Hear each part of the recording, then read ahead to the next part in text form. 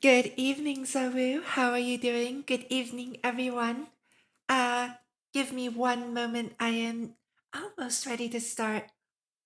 Um, my desk is an absolute disaster right now. Please excuse me. So I actually fell down the stairs earlier today, and I have like painkillers and stuff. uh, but yeah. Welcome to the stream. I hope you're doing well. Oh, hold on. Oh my god. These painkillers.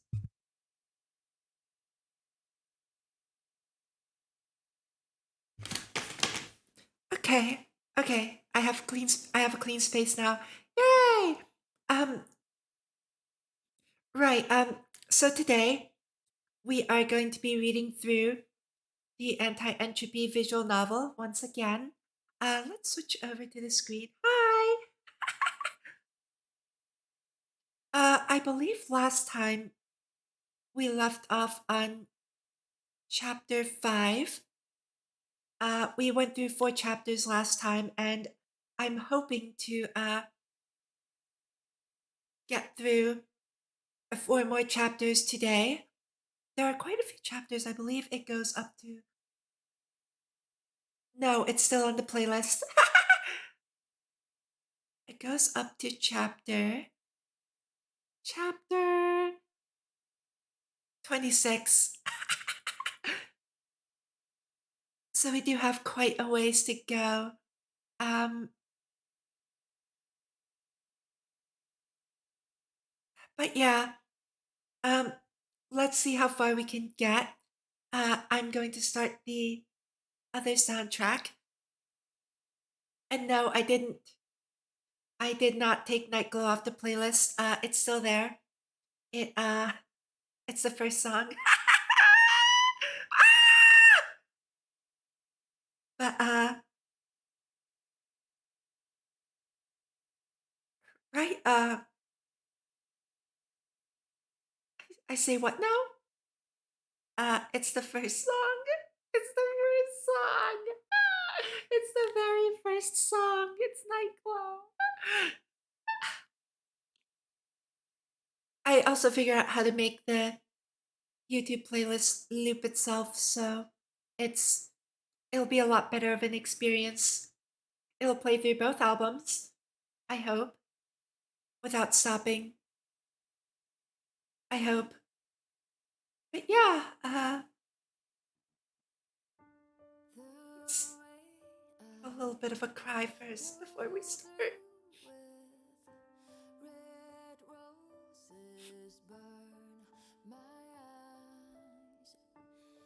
I could always just make my own YouTube playlist off of the playlists that were shared with me, but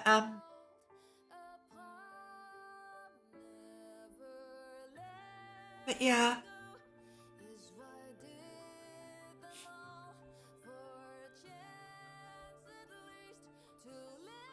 Hello, Hunter. Thank you for stopping by. I hope you're doing well. And yes, I am a gremlin.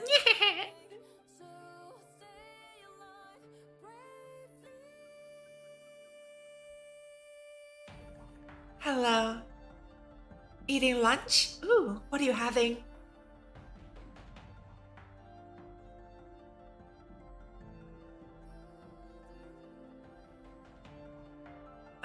Also, is the volume level good? Can you hear my voice clearly? Can you hear the sad music clearly? This is a quote unquote wholesome VN. The fact that you used quotes scares me. You're having somen? When I went to Japan, it was too cold to have somen. Also, it was in Hokkaido, so I wonder if Hokkaido ever gets ever gets warm enough for somen. Definitely not when I was there. It snowed almost like every day.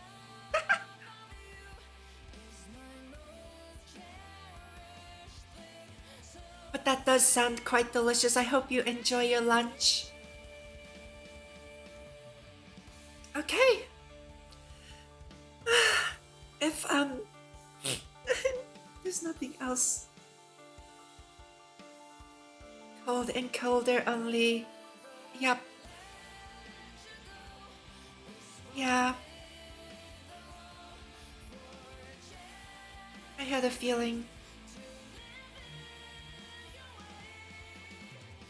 But right, so chapter 5, destination Yellowstone Lake.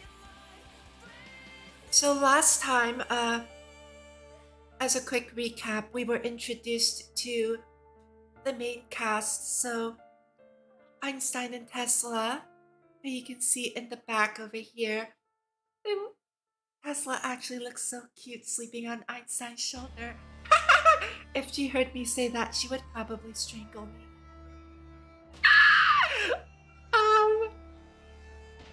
We were also introduced to Plank. Over here, the green-haired One-chan character, and our good friend from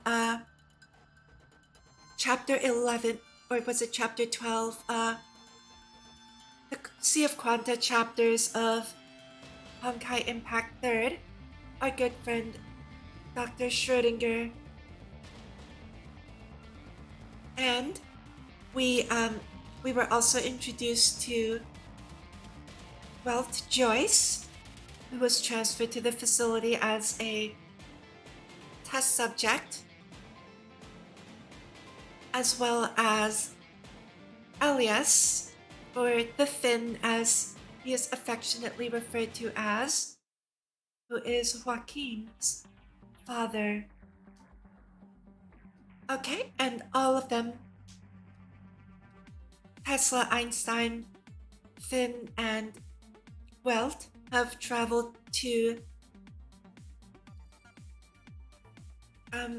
Billings, Montana, right? Billings was the name of the city, where they met up with Planck and Schrödinger, and now it appears that they will be starting this next chapter on a trip to Yellowstone Lake. So, without any further ado, let's begin.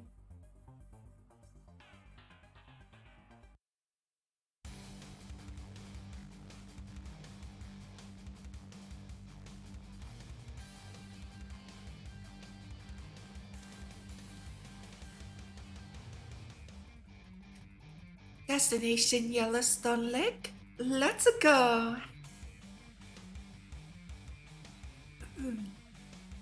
Early like next morning, as Plank steps on the accelerator, the plump Volkswagen Type 2 camper van spits out a thick puff of hot air, then trundles forth, carrying everyone westwards out of Billings. Soon after boarding the van, the four in the rear began to doze off, toppling and sprawling over the seats, probably because they had woken up so early. Let's go. I'm still trying to figure out what Plank's accent should be. It's supposed to be like German, but I'm trying not to get it to sound too much like Finn's accent. Otherwise, we are gonna have problems. Laurel, Park City, Columbus, Reed Point, Gray Cliff, Big Timber. A number of small, quaint colonial towns line the winding Yellowstone River. They have been scattered about throughout the Montana wilderness in a disorderly but picturesque fashion, thus giving this vast landscape a touch of the human spark.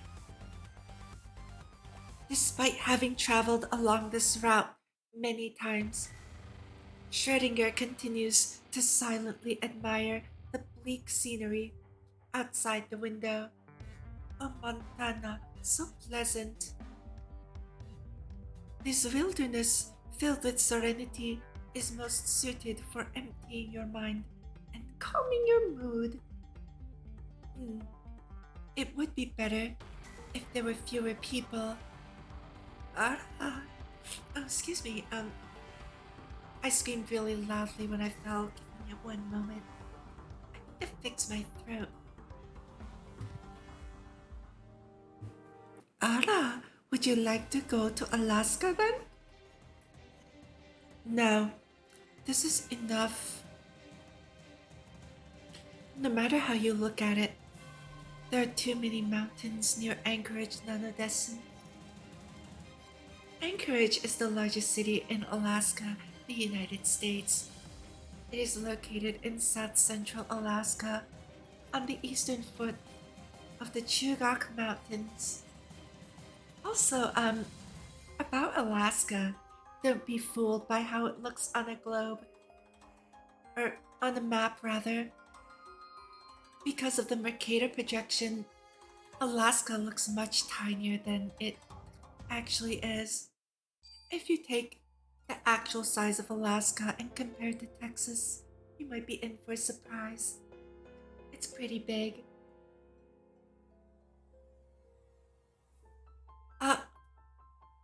Siberia might be nice. It's just that Russians have too strong a body odor. Whoa! Whoa! So I suppose I might not tolerate it. Can't say that about people. Whoa! Whoa! I can neither confirm nor deny this. But don't go talking about people being stinky, okay? Whoa! Even when Canada is just to the north, you really favor the exotic over the familiar, don't you? Canada, including the Yukon region near Alaska, was all completely submerged by the Arctic ice sheet during the last ice age. The last glacial maximum, it's the coldest period prior to modern times, the peak of which was around 25,000 BC. At that time, around 24% of the global landmass was covered by ice. The sea level was about 120 meters lower, and the average temperature of the poles was 10 to 20 Celsius lower than it is now. During the last ice age, the earth was cooler and drier, and desertification was more severe than it is in the present day.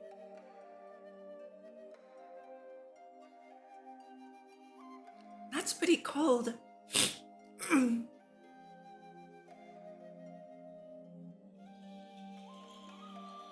Also, 25,000 BC, that's prehistory.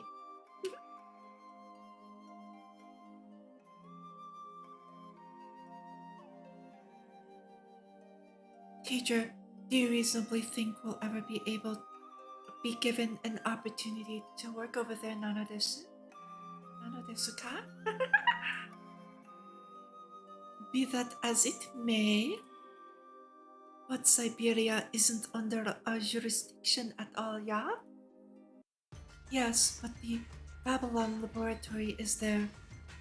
Isn't that the place where they send anyone who disobeys the overseer for human experimentation, Nanodesu-ka? That was the site of the second impact, wasn't it? The second Honkai eruption. Whoops, I said something from Evangelion. That was a cruel joke. And not at all funny. Teacher, you are always reluctant to consider the negative possibilities. Schrödinger continued to leisurely play with her corkscrew curl, as if the admonishment was of no concern to her. The uncertainty principle, Nanodesu. The world changes with human observation. If you only focus on cute, pretty things, then it'll transform into a fragile porcelain doll. Um, so quick note, on objective facts, just because even if something is objectively true, there are nice ways to say it, there are blunt ways to say it, and there are downright evil ways to say it, okay? So please keep that in mind. Excuse me. So please keep that in mind when you talk to people. I mean, I think I'm just a softie. I prefer to let people down gently. But to each their own. Well, Planck doesn't seem to have anything to say about the uncertainty principle and how humans view the world. Speaking of porcelain dolls, Einstein has always been a lot cuter than you, Dr. Schrödinger. How should Schrödinger comment on that? Schrödinger halts her fiddling of her single corkscrew curl. Her finger frozen in midair, possibly because the jump in topic had been so unexpected.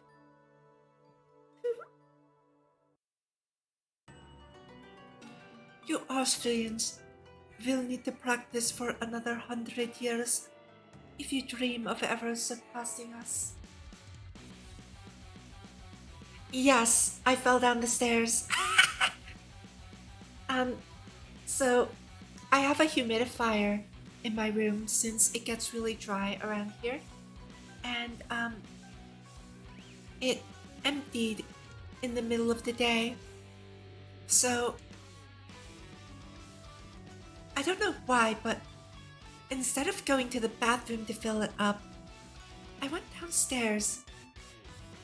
I think someone called me downstairs.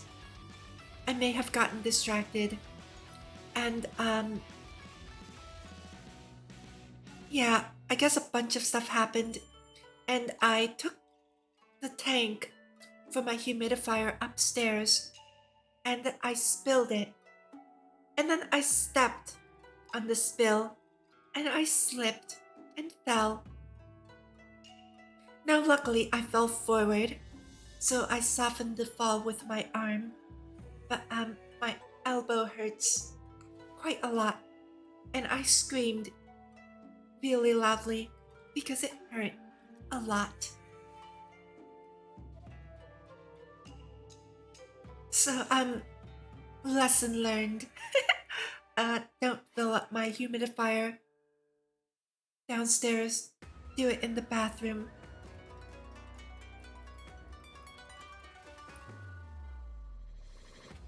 But yes, I did have a rough day. Thank you for asking. I feel a lot better talking about it. I also need to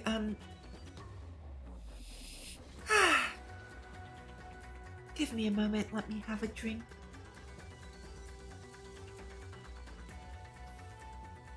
I also didn't get to take my nap. I couldn't sleep because of the pain. So yeah. It's alright though.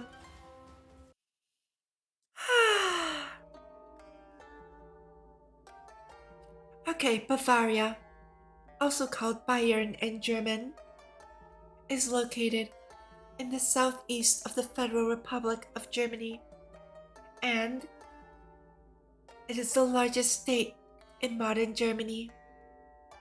The local customs are quite different from those in other parts of Germany, and it is also historically one of the last German states to be unified by Prussia. Planck is Bavarian, while Schrödinger is Austrian. You Austrians will need to practice for another 100 years if you dream of ever surpassing us Bavarians with your cruel humor.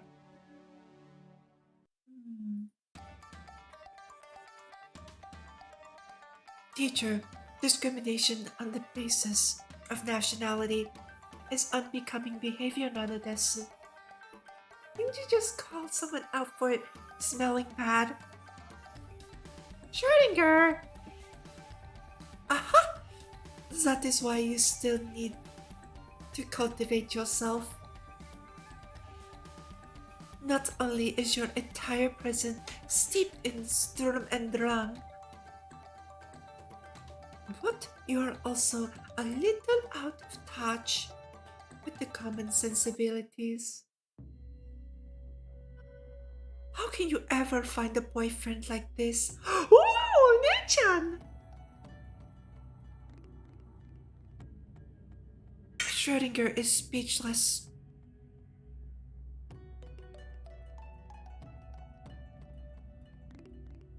So?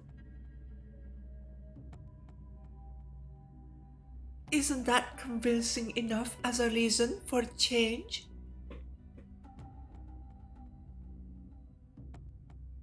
Schrödinger still refuses to respond. Schrödinger sighs helplessly. Must I really say this?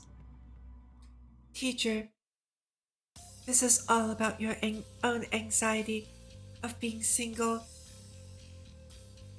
Isn't it getting a bit out of hand, Nana desu ka? Oh no.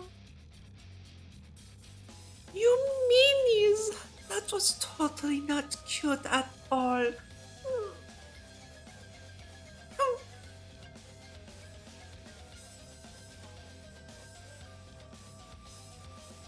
Schrödinger was driving with one hand, wasn't she? When she was playing with her curl earlier.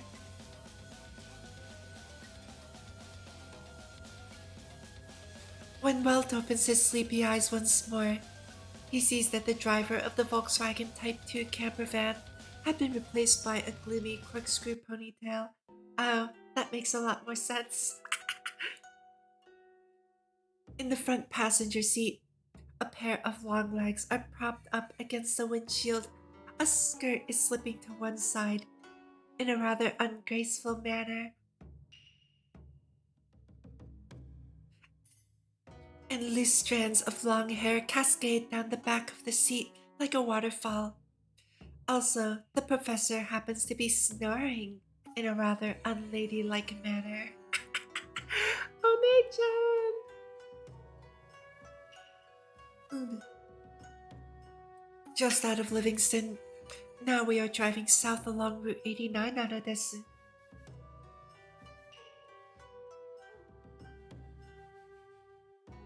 Schrödinger explains the current situation, having noticed through the rearview mirror that someone is now awake.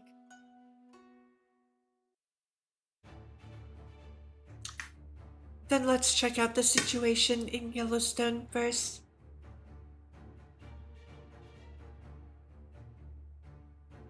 It seems that Einstein, too, had already awoken some time ago.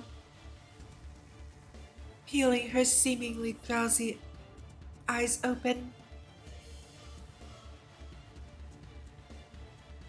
shouldn't we let those two continue to rest for a little while? How's she talking when she's asleep? The plank speaks with her eyes closed. It seems that she, too, didn't really fall asleep after all. This drunkard has slept long enough.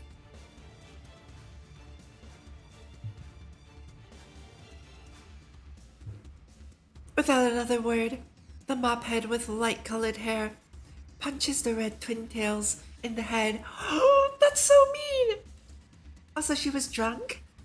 I too fall asleep when I'm drunk. Ah! Ow, ow, ow, ow, ow! Can't you be a little more gentle? Today, she puts on her glasses as soon as she wakes up. Could it be that they are actually real prescription spectacles, not just plain old glasses? People with hangovers have no right to say anything. Ooh. She either drank way too much or she didn't drink water.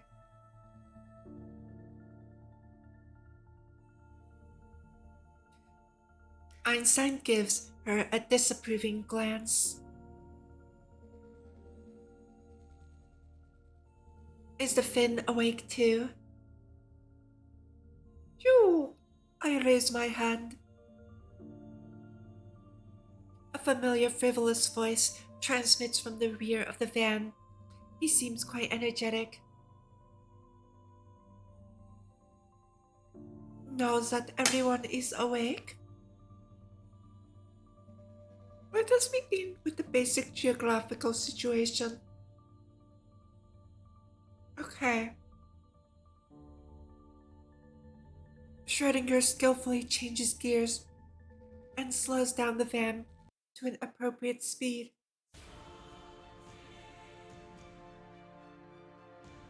As you know, Yellowstone Park is the first nature reserve in human history. The core of the park is Yellowstone Lake, which is the caldera or crater formed from the main vent of the Yellowstone supervolcano. This active volcano can release huge amounts of energy.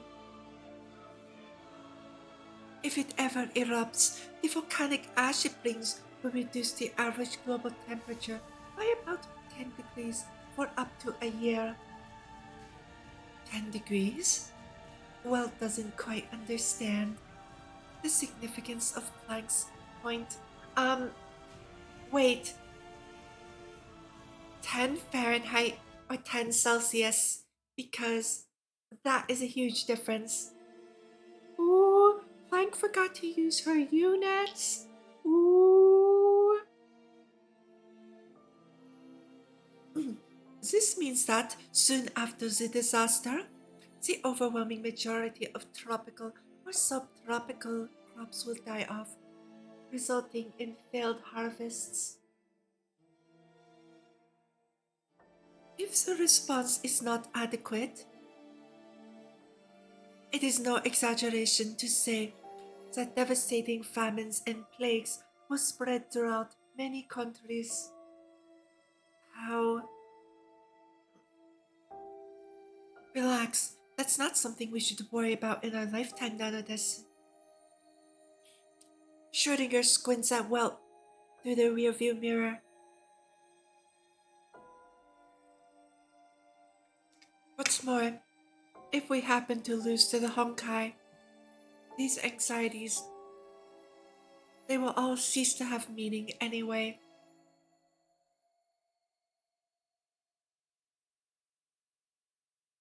Of course, if you are a little paranoid, you can also think of the Yellowstone volcano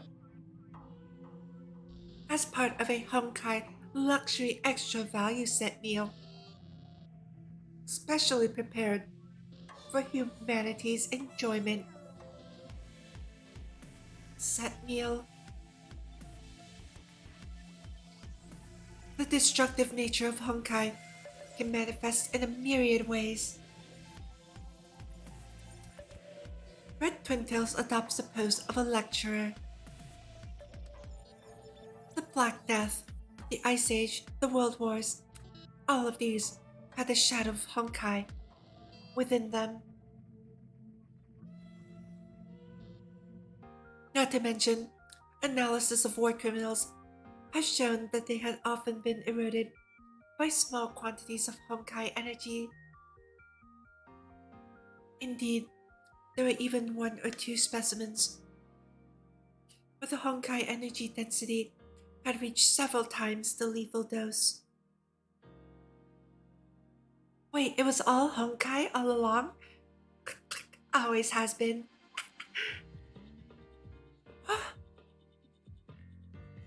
Generally speaking, the metabolic circumstances of male mammals are such that they have a strong allergic response to Honkai infections.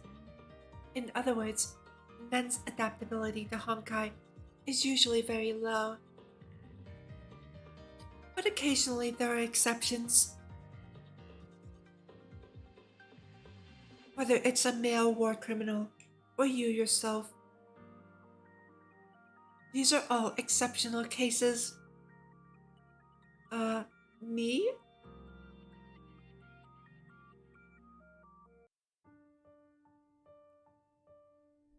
Walt had never thought that his name would be associated with demonic war criminals. And for a while, he doesn't know how to react.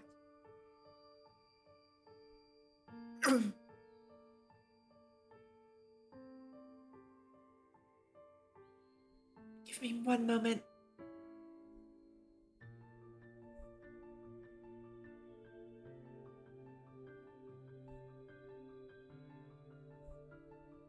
Okay, I knew something was slowing down my computer. Sorry about that. Yes, you clearly have some strange exotic property that we don't yet understand.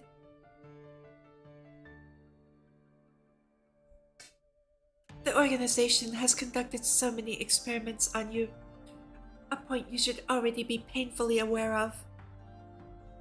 No, I mean, calm down. The girl with the natural curls, seated in the second row, turns around and gently pats the young man's head. Your soul will not deteriorate. Aw, he's blushing. Perhaps you have forgotten who you once were, but you were a kind and compassionate person. Ah ha ha. There's no evidence for that, right? Trust me, there's indeed not much evidence, and I have only my intuition to depend upon here. But, please, trust in me. Einstein's eyes are warm but resolute. Alright. Let's get back to the main topic, shall we? We're here to get down to business, yeah? Very interesting business, yeah.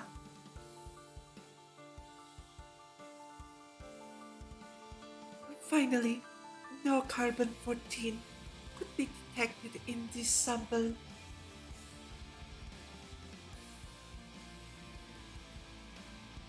From this comprehensive assessment, the last human activity in the ruins would have taken place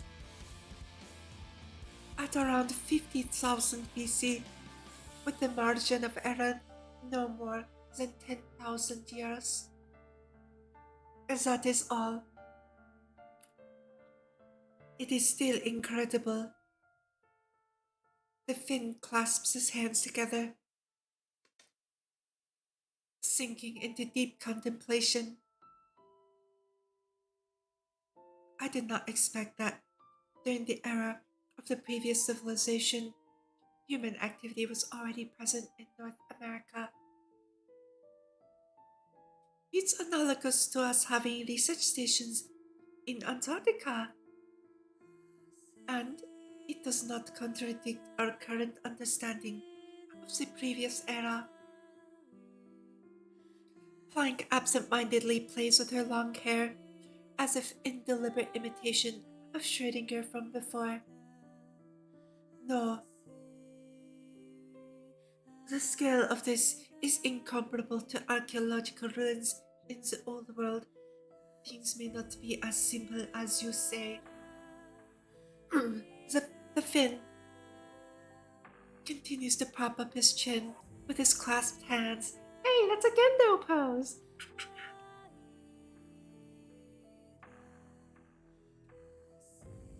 Where did this wannabe Sherlock Holmes fan come from? That...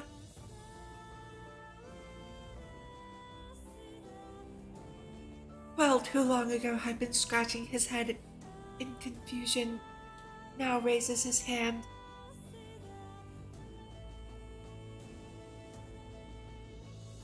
That previous era you speak of.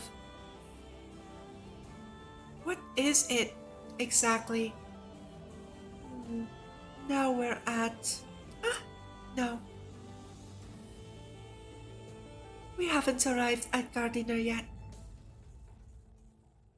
Professor Longhair studies the signs along the highway. So, is she going to explain the previous generation or no? uh, it's okay. We're still early. You lot can continue to pass the time. Pick one from among yourselves to give him a primer on the subject. Then let me explain. As an expert in ancient literature, the Finn simply could not refuse the offer. The previous era, as its name implies, was a scientifically and technologically advanced civilization that once flourished on Earth long before the beginning of our own history. This civilization could be traced back to the Astrakhan archaeological site number 3 from around 53,000 BC. It was characterized by a common culture and covered an enormous region ranging from the Sea of Japan to the Mediterranean, from the Baltic Sea to the Persian Gulf. Were they also humans? Of course! They would have been the first Homo sapiens to step out of Africa. Having said that, their model of civilization was still very different from ours. Do you mean differences in lifestyle, customs, or art? No, no, not so. Rather, we are unexpectedly similar in many of those aspects. The so called model I just mentioned is mainly referring to the duration and diversity of civilization.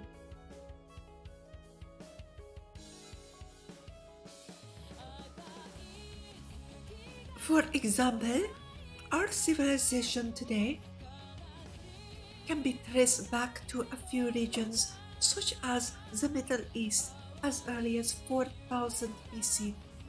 Since then, after nearly 6,000 years of propagation and expansion, we have finally formed a civilized society covering the entire globe. We have countless different nations, countless languages, countless cultures. We have a very diverse civilization. Was it the same for the previous era? No, they were different. Their entire world had a unified language and technological system.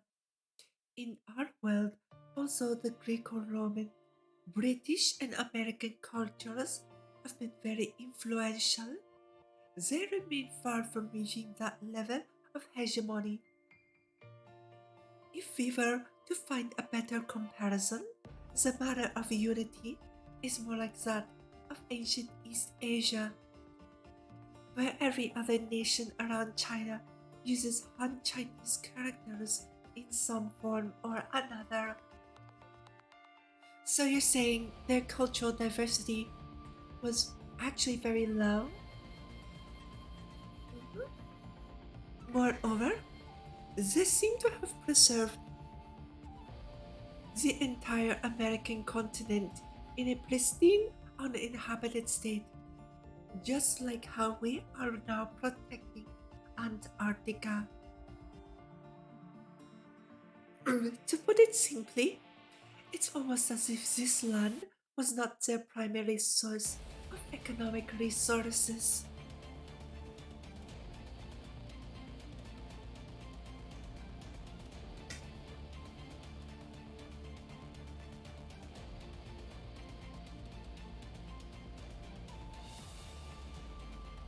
They may have started using Honkai energy on a large scale rather early on.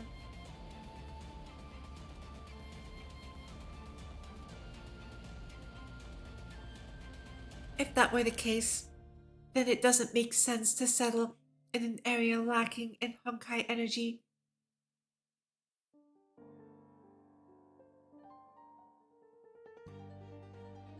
Just like how the metropolises of today are often situated close to seaports, riverports, and railway hubs.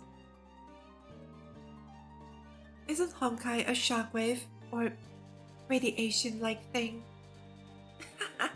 Lightning can be used to blast people to bits, yet electricity can also illuminate. The same is true for Honkai energy. From a physics perspective, Honkai energy, or so-called imaginary internal energy. Oh, even if I put it like that, you won't ever understand. What a headache. Imaginary internal energy is a hypothesis about the phenomenon of Honkai and the Big Bang. Einstein seemed uncharacteristically delighted to take over the explanation. Oh no! Physics!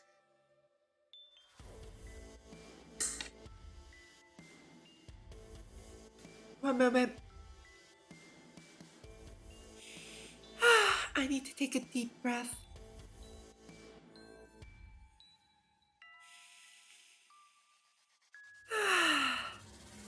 Okay. The second law of thermodynamics can be formulated as follows. If the entropy of a system decreases, it will inevitably cause the entropy of another system to rise by a greater margin. From the perspective of information theory, this is equivalent to the huge information asymmetry between the ordinary environment where information is highly chaotic and the negative entropic environment where information is highly ordered. Historically, research has shown that Honkai energy and this information asymmetry have a strong interrelationship.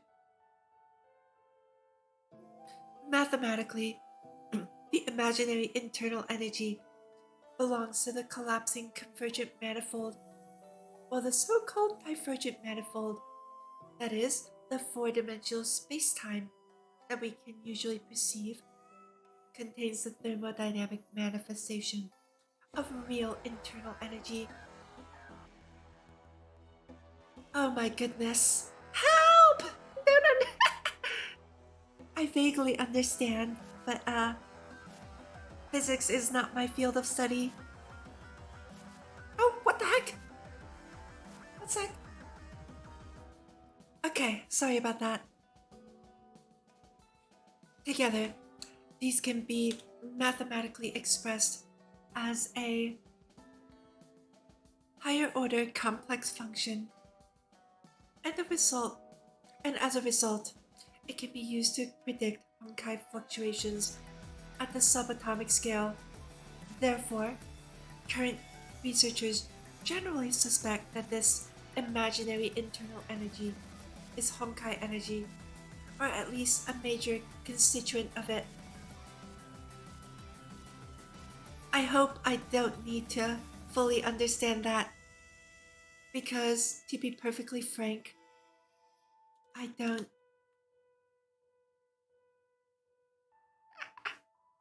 I think I got part of it.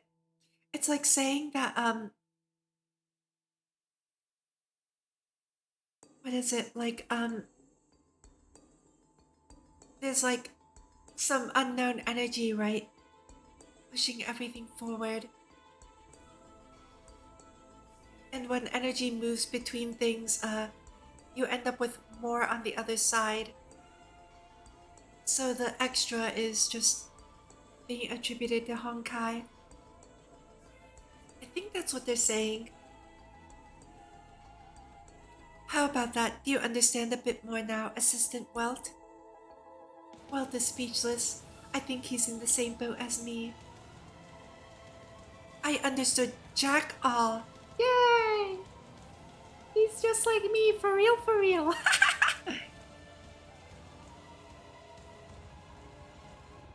Passing under the Roosevelt Arch, which is engraved with the words, "For the benefit and enjoyment of the people." The Volkswagen Type 2 camper enters Wyoming along Route 89. The scholars enthusiastically discuss all manner of technical details. Welt, who barely understood even the most elementary of some such details, can do nothing more than admire the scenery of the national park instead. Mammoth Hot Springs, Swan Lake, Roaring Mountain, Firehole River. Americans sure have a quirky way of naming things, and their taste for scenic place names is no less peculiar. Welt, what time is it now?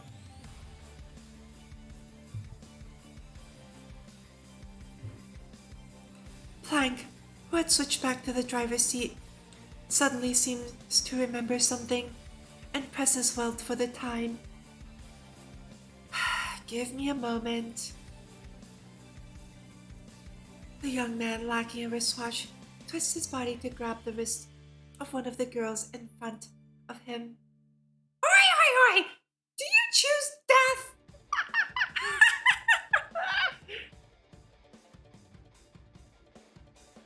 Turning a deaf ear to Tesla's protests, Welt desperately puts his life on the line and focuses his eyes on that small, round surface.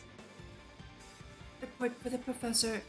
It is 10:43. Piss off! Ah! With complete lack of restraint, Tesla flips her hand and strikes with her elbow with such force that she even dislodges her own glasses. At once, a tragic, mournful howl resonates throughout the entire van.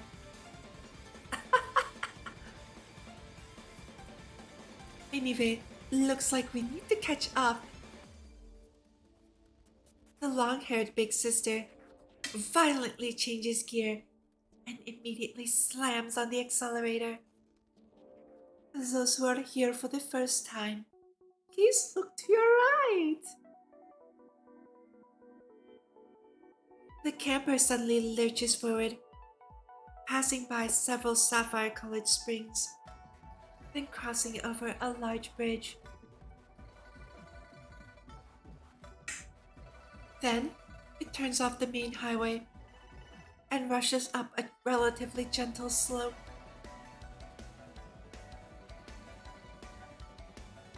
Only to immediately perform a sharp brake with a 90-degree drift. Ah! We're gonna crash! Save us!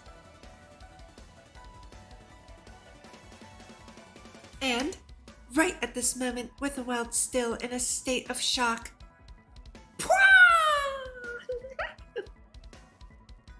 a huge column of water, about 30 to 40 meters tall, shoots high into the air from a basin behind the hillside.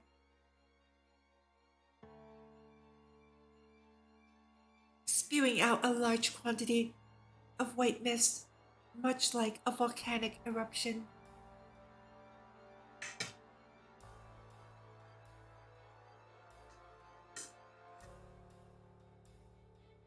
The old faithful geyser. What a coincidence that we can actually see it. Oh my, we've definitely hit the jackpot. Winter is indeed much more spectacular than summer. Although this attraction is named Old Faithful because it is very punctual, it actually has 2 intervals. 65 minutes and 91 minutes. The exact interval is said to depend on the size of the eruption. Eh? Then we. So, how about that? Aren't we all very lucky today? Professor, please stop being a tease. This was no dumb luck, Nanadesu.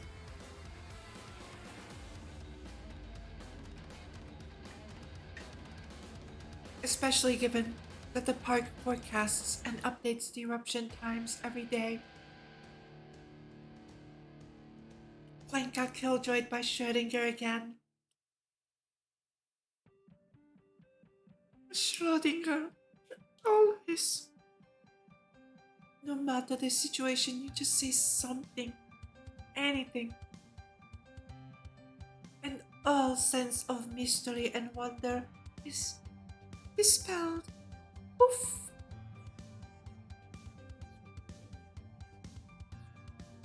Thank you. That is indeed my strength.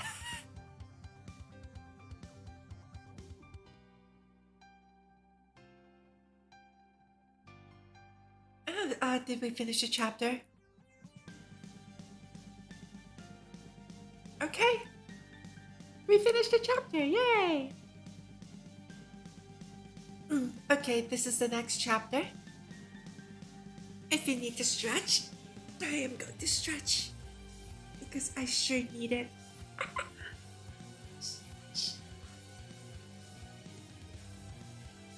We need to do some calisthenics. Okay, everyone, raise your hands all the way up into the air, as high as you can, and hold them up there. 1, 2, 3, 4, 5, and gently let go. Oh my goodness! Whip your nose. Boop.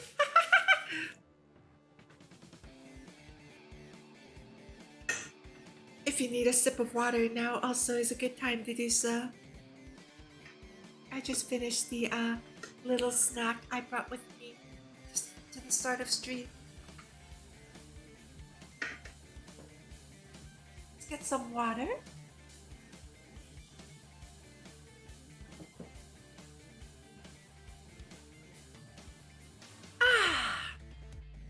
And we will now continue with the next chapter. How are you sipping Quasso? Isn't Quasso solid?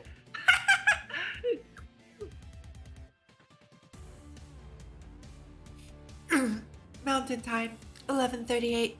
We've arrived at Yellowstone Lake. Here's the lunch I've prepared for everyone in the morning. Let's eat while we walk Nanadesu. After a long and arduous trek, the Volkswagen Type 2 camper van is finally given the chance to rest its weary engine in the West Thumb parking lot. As the group file out one by one from the camper, Schrödinger announces the obvious details of the destination to the group in her usual stilted voice. On the north side of the parking lot, an area designated Duck Lake is surrounded by a temporary perimeter fence marked by a restricted area sign. The local police have set up a sentry box nearby. Plank gives them a cordial and familiar greeting, then leads the group through the fence into the enclosed area.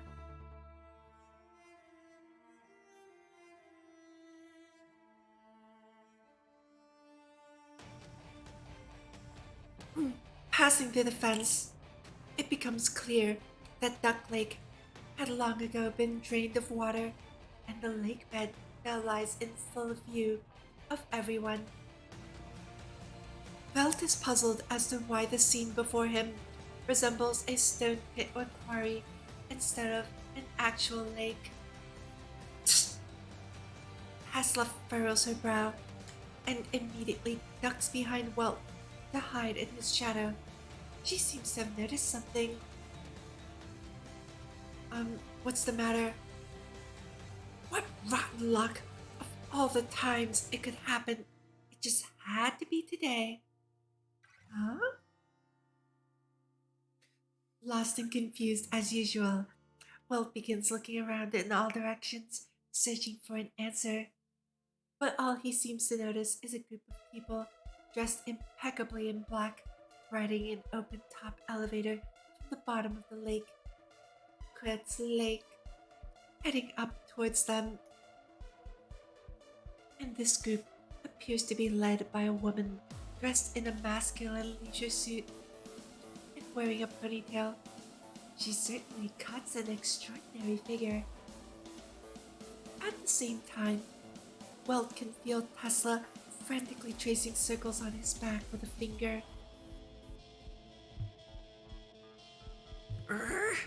What is wrong with you, Dr. Tesla? Hi, Nancy! Already finished with your tour? Ignoring Tesla and Welt mumbling to each other, Plank greets the arriving personnel in a calm and collected manner. Nancy! Oh my, she's sharp. The gaze of Nancy passes by Planck and Schrödinger before resting upon Einstein and the others. Are these all your students? It can be said so. The long-haired big sister narrows her eyes and stares at Welt. Oh, I see the Tesla hiding behind her. That's so cute. And that's the second time I would have been strangled by Dr. Tesla. Actually, we are members of the Imperial Institute, Lab 42. Imperial Institute? The lady in menswear appears to be stunned for a few seconds. From London? Yes. Oh. With a faint smile, she walks up to the front of Welt's face and begins staring, her two eyes gazing at a position just behind Welt's back. The hand drawing circles on his back stops, as if on cue. The lady takes one step closer. Welt feels like their noses are about to bump into each other. Oh my goodness.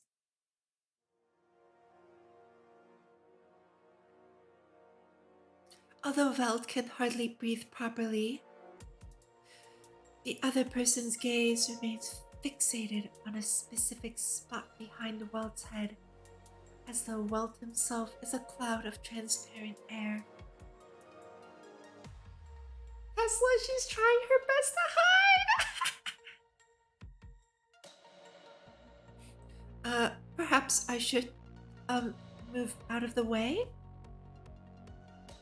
Of course, be my guest. She doesn't even bother to make proper eye contact with the young man. Oh my goodness, this is kind of cute. Sniffer? Sniffer?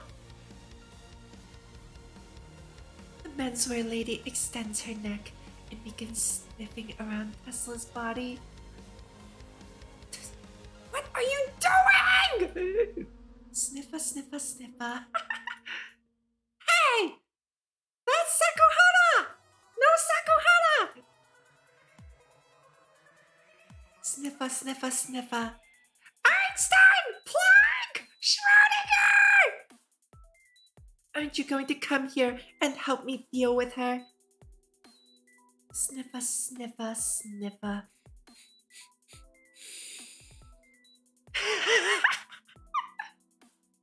Enough! What the hell are you doing? If you keep doing that, I'm going to get real angry! Oh? The menswear lady abruptly straightens her posture to an upright position. That would indeed be really scary. I remember that. What? 1 year? Sorry, I laughed. You got just a teeny bit angry. Then you almost had my office burned down to a crisp. Isn't that right? With a faint smile, she slowly recounts, word by word, what apparently sounds like a rather horrifying incident.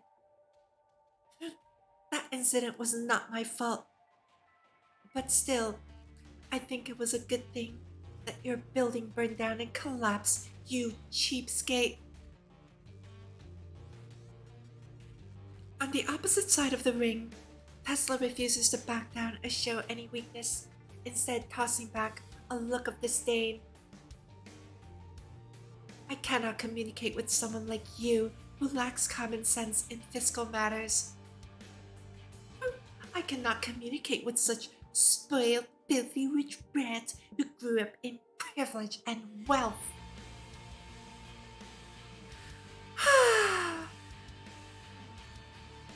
Do you know what kind of people I hate the most? Those who speak of liberal democracy, of benevolence, justice, propriety, and virtue, yet they conduct research on weapons of mass destruction dedicated to achieving world domination. Don't you feel just a little bit conflicted, Miss Tesla?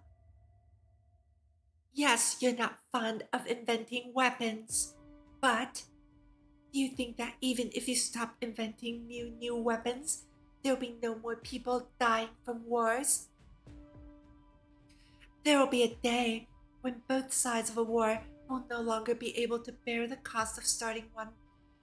And that is our responsibility as inventors to bring about such a day. This is the only way to end all war.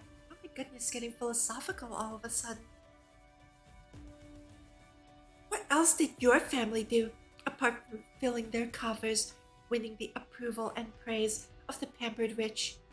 Can there ever be a higher purpose to such a lifestyle? What is this about a General Electric company? Or should I say, General Pathetic company? You really went ahead and said it. Of course I dare say it. I'm exercising the bare minimum of my right to free speech. Duh.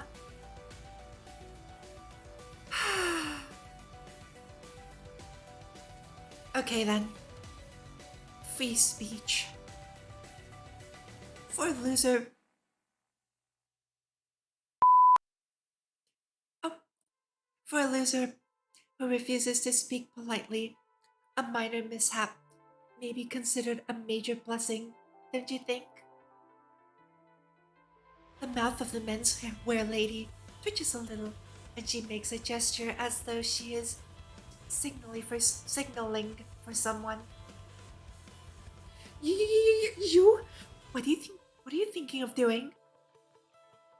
What you think I want to do? The menswear lady cocks her head innocently to one side. Hey, this is happening in broad daylight! Poor Tesla becomes even more nervous when she sees the other person feigning innocence.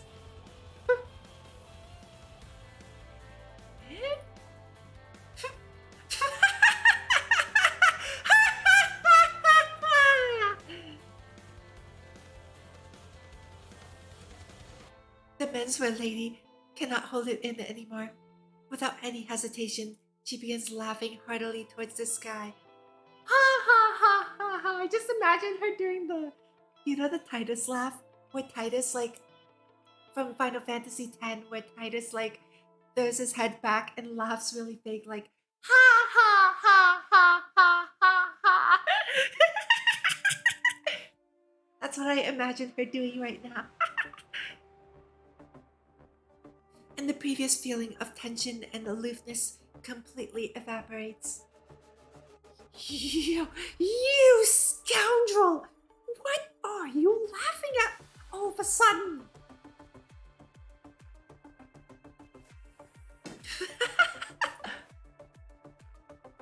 Nothing in particular. The other woman tries hard to hold back her laughter.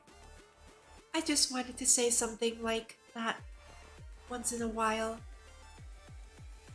And your response was really amusing. How could you be so cute? You. Pervert!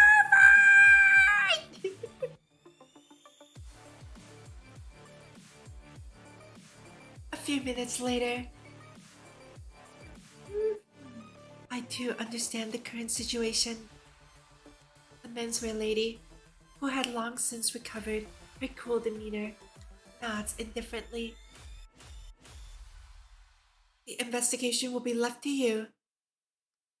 Pew pew, my students are simply terrific.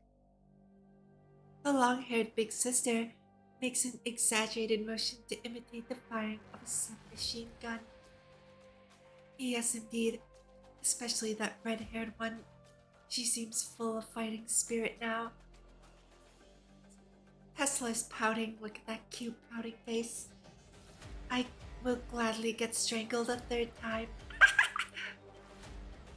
Oh, that's a good look. You should keep it up. The menswear lady suddenly reaches out and pats Tesla's head before strutting away without so much as a second thought. Oh my god! She could get her wrist snapped! Tesla's pouting. Abominable. This woman. You wait and see. As payback for today's events, I must redouble my efforts. I feel like another lab is about to get burned down. That person just now, she was a bit scary, wasn't she? Walt scratches his head, completely oblivious to the context underlying that entire interaction. Nancy Thomas Alva Edison, the patron of the North American branch, can be considered the actual person in charge. Wait, so Edison and Tesla had a rivalry in this world too? That's amazing! I love it. Oh my goodness, I love it so much. That's amazing.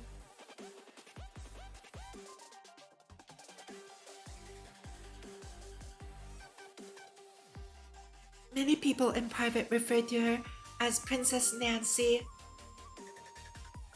Is it because she's always so overbearing and arrogant, so aggressive and moody? Not only that, thanks to her family, this person is very, very, very, very, very rich. With much deliberation and contained anger, Tesla recites a total of 5 berries.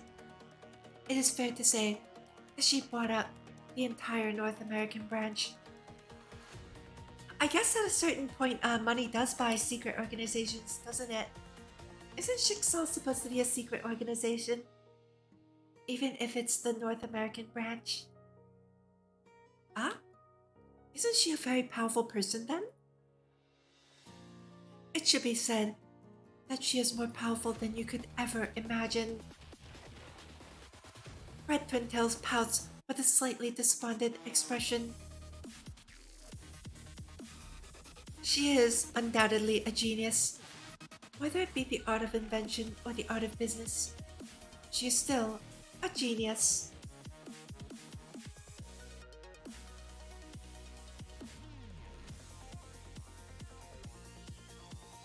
If you don't consider some of her other qualities, she is indeed an outstanding, extraordinary person. That's We have a conflict in ideologies, and on top of that, personal grievances. Anyway, forget it. It'll get annoying if you keep asking. Uh. Unfortunately, Tesla did suffer a bit during her internship under Edison. Let's just consider the two of them as having an ill-fated star-crossed relationship, huh?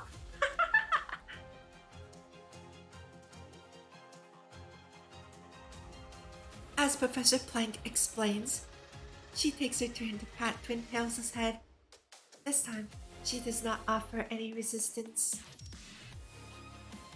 Schrodinger's watching on quietly.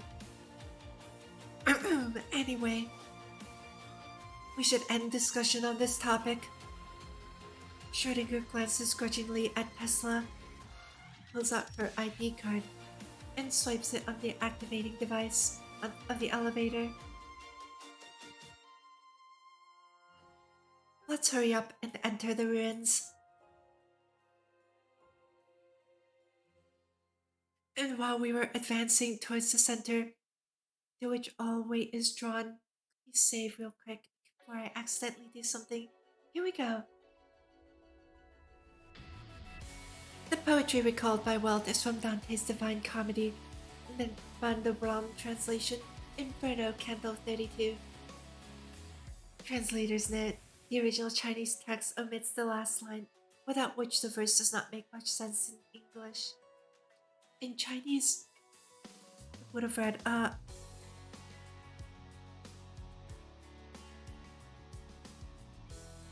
well, let's read the line. Let's read the line, shall we? And while we were advancing towards the center, to which all weight is drawn, if you've ever read the Divine Comedy, the way Dante envisions hell, right, is it's ring-shaped. So advancing towards the center in to which all weight is drawn refers to how the heaviest of sins is at the center of hell. I believe gosh, I can't remember, it's been a while. Let's see how cultured I am. What was it? At the very center of hell, I believe, was betrayal? It wasn't named that, but it was something along the lines of that, right? Gosh, who here has read Dante's Inferno? Please fact check me. I can't remember. I'm not cultured.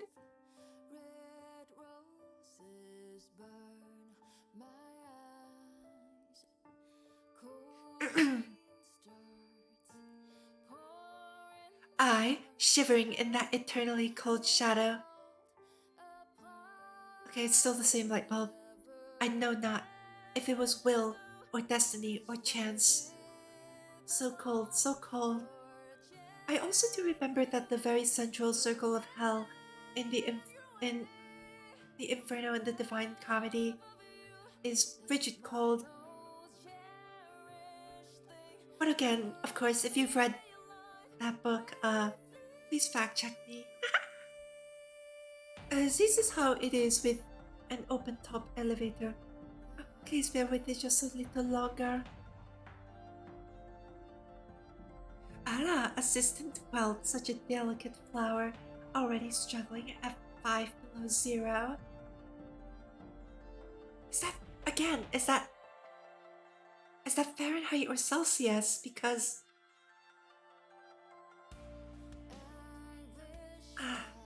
I'm really looking forward to seeing you in January when it's minus 20 degrees.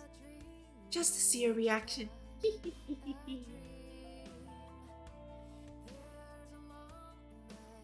Sorry, I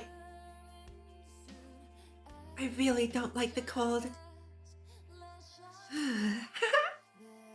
Then work hard to train your body. At some stage, I want to take you to the Antarctic. Even you, Einstein? Even you? Oh boy, vault door. This is...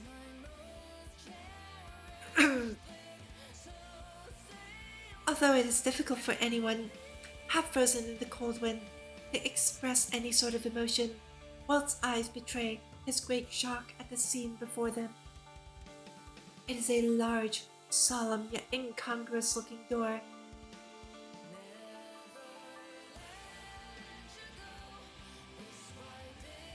The heavy-duty metal door is covered in many scratches accumulated over many millennia. Yet, on the panel surface, one can still clearly distinguish a line of simple but odd text. Eba Dagami Tashi Hannu. What?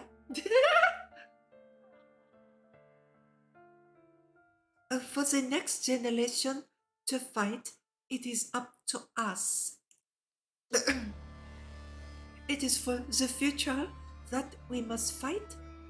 That is an approximation of its meaning. The Finn's voice becomes a little tense and excited. Truly a professional. You can even translate it directly.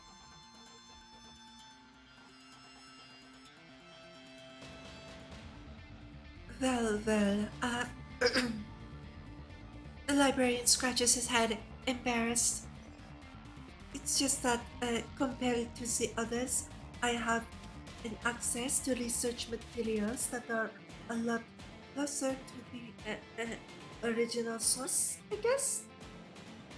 Besides, if it is an audiovisual resource, I can only ask my student, someone better qualified, to interpret in my stead. Ask a student? Even then, you're already talented enough. After all, humans cannot compete with machines. Ah, we digress, we digress. The long-haired big sister snaps her fingers. Shall we enter, everyone?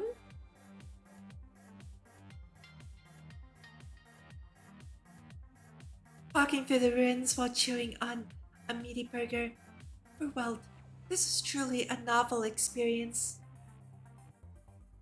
The structure of the ruins is reminiscent of the ancient city of Petra, as seen in a certain geographic magazine, or some dwarven city, as described by Tolkien. Petra is an ancient city in Jordan. Historically, it had been a major trading town situated strategically on a main thoroughfare and allowing transactions between the east and the west. So it would have. Anyway, Petra is a very unique city. Its entrance is a narrow canyon about 1.5 kilometers long, surrounded by cliffs. All the main buildings in the city had been carved out from the russet sandstone cliffs. In the huge underground cavern, high-powered floodlights marked with a General Electric trademark pour bright light upon both naturally formed stalactites, and artificially carved buildings alike. Remnants of individual rooms are scattered about, as though there were stars under a night sky. These structures were connected by an ancient plank walkways made from a metal resembling stainless steel, and the utilitarian industrial design of it all gives one a sense of solidity and reliability. The crumbling fences and dilapidated walls, together with the scrap machine equipment, form a complex labyrinth. The entire lamentable scene is reminiscent of Pompeii buried under volcanic ash. Pompeii was one of the ancient Roman cities and was buried under the volcanic ash erupting from Mount Vesuvius on August 24th in 79 AD. Since the time in Pompeii was permanently fixed at August 24th, 79 AD, historians and archaeologists could learn much about the life of many Romans during the 1st century. For a historian like alias Nokia Vertanen, such a scene is undoubtedly eye-opening. In fact, he begins behaving like a child visiting a museum for the first time, excitedly taking notes, lying flat on the ground, observing various minutiae without any regard for his own dignity or the presence of others.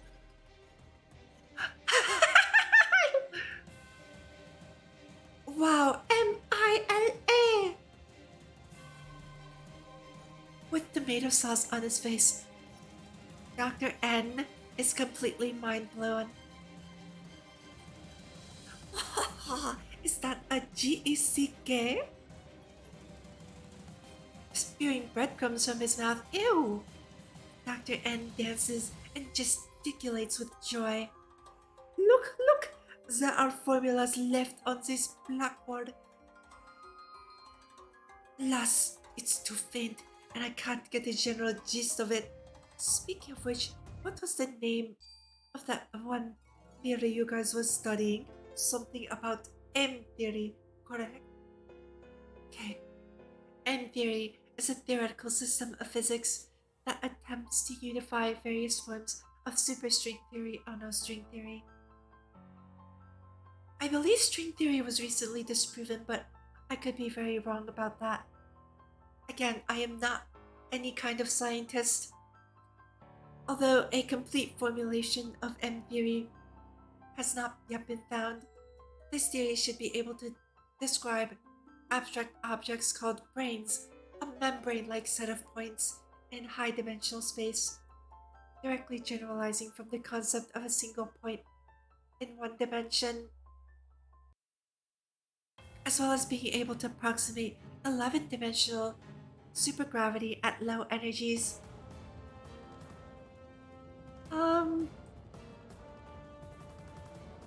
Whoopee, string theory! I totally understand that, yeah. Uh, you could say I'm a social scientist, but I don't consider myself a scientist because I get so lost with certain technical words. Darn. With cream-covered fingertips, Dr. N attempts to pull someone over. One after another, the girls begin to distance themselves from this man who has cast aside all self-restraint, probably because they cannot tolerate his wild enthusiasm. Schrödinger, yes? This place is actually very sturdy in construction. After tucking away the wrapping paper from her eaten lunch, Mophead directs her searchlight towards a reinforced bracket at the top of the cavern. Most of these difficult to spot brackets are overgrown with stalactites, so it's clear that the supports are not modern creations. The corkscrew girl nods and rapidly devours the last piece of sandwich in her hand. That's right. The supporting structure is intact. There's no risk of falling rocks. So all this rubble at the bottom, the destruction must have been man-made, yes? Can't be wrong about that. For an invasion, in fighting infectious disease, who knows, that would be the Finns. Shh.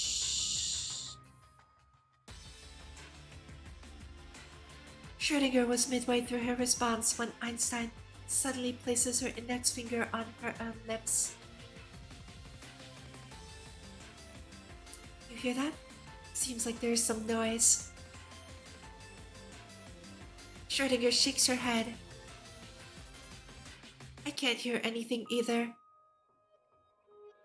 Tesla speaks in a hushed tone. Can't you guys hear? A very tiny but sharp, piercing sound. A little bit like tinnitus. Einstein closes her eyes, jams her pinky fingers into both ears, twists them around a few times, then suddenly pulls them back out. Nope, this noise is still there. I'm not hallucinating. But we really cannot hear anything, no?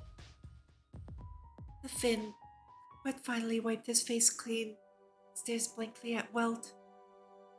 Well, I can't hear anything either. Welt also shakes his head. Uh, Mosquito tone. Plank places a palm to her forehead. In fact, it seems to be an extremely high frequency mosquito tone. Even Nicola can't hear it anymore. Can you tell where the source of the noise is, Lizelle? I'll try. Mophead closes her eyes, places both hands to her ears, and concentrates on determining the direction of that tiny piercing noise. Tesla hurries forward and holds her arm, guiding her along the path. It's a mosquito tone. Walt has absolutely no idea what the scientists are busy doing this time.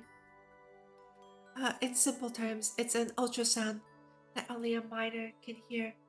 It's most likely caused by some man-made facility that's still operational down here.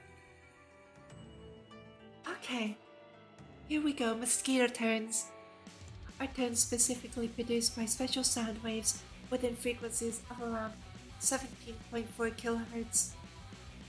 The ear's hearing of these sounds begins to decline sharply after the age of 18, and they can't be heard at all by the age of 25.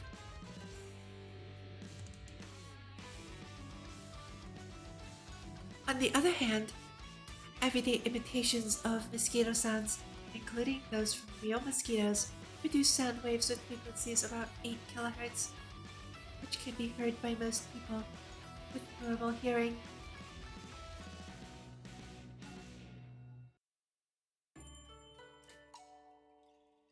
Focused on helping Einstein, Tesla gives a few words of explanation without looking back at him. There's a wall in front. Be careful of the step. Oh my god, the flashbanging. I'm so sorry.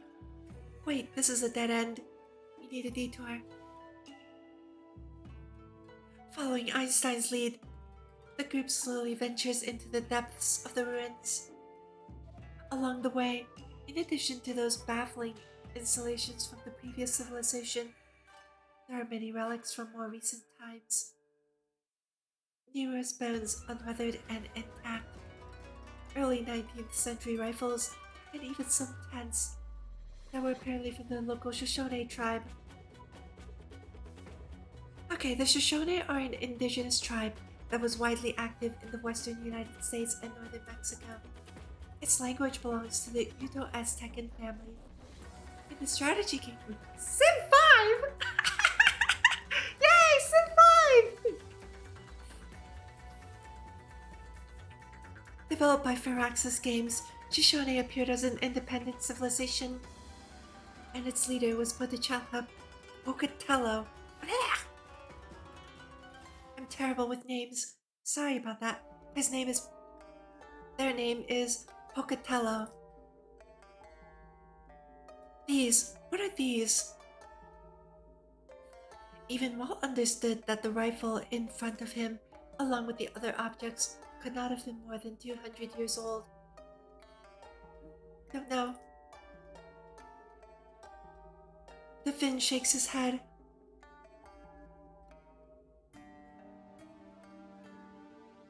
At such a location underground, I cannot figure out how there could be traces of current civilization activity. What could it be, an investigator previously hired by our organization?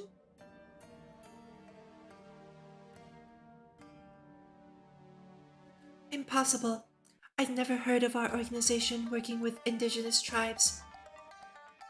So, has this place ever been used as a refuge by indigenous peoples? Do you think that they could have had the ability to drain the lake above us?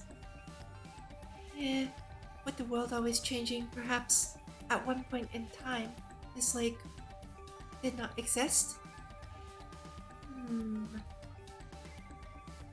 Even so, how did they get through that large front door, which literally required hydraulic pumps to reach from the outside? Well, that's, shh. Plank makes a gesture, signaling them to please speak more softly. If you are really curious, I think there is a famous quote in the novel that fits this situation just now. What is curious? L'humain sagesse était toute entière dans ces deux mots. This is French.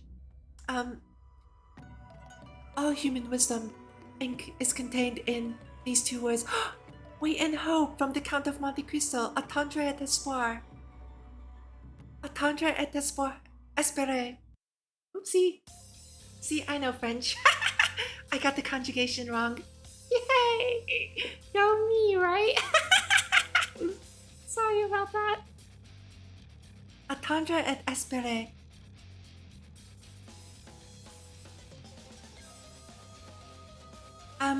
I think this is the spot.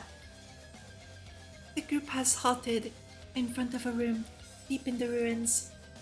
Actually, that's very fitting because since they're in a cavern, and another name for the Count of Monte Cristo is the King of the Cavern. If you've ever watched this anime, it's called Gankutsuo, which literally translates to King of the Cavern.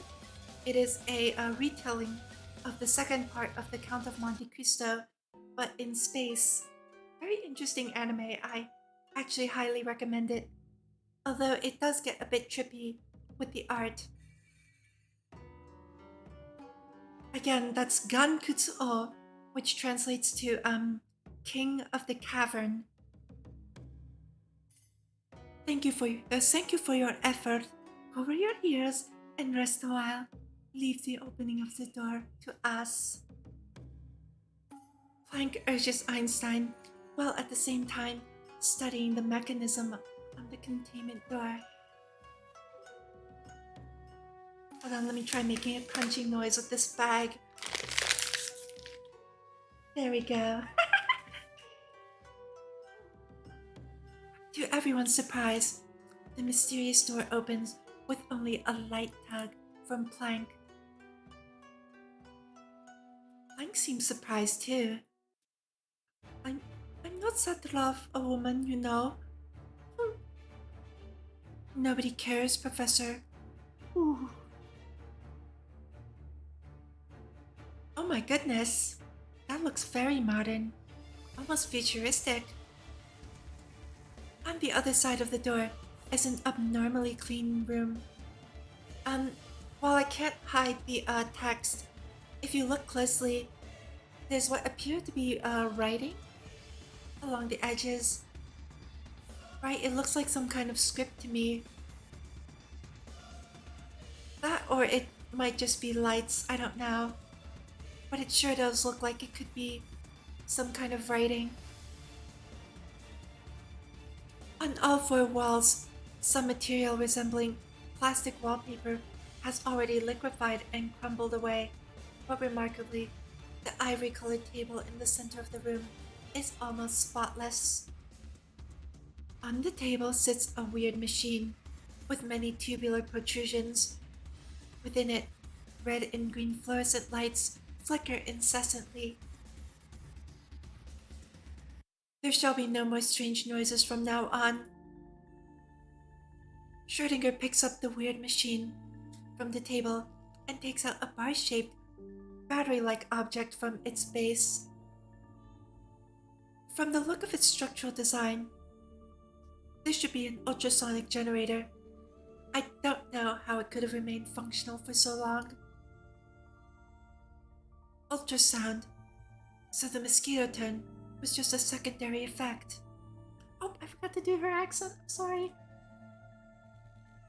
Planck lifts the portable torch over her shoulder and looks back out towards the door. Lizelle, can you still hear that sound? No, it's gone. To show that she is indeed no longer affected, the girl walks through the door with her head raised. Wait, this is. Suddenly, the girl's eyes widen. Aided by the torchlight on someone's shoulder, she is able to notice something on the ceiling.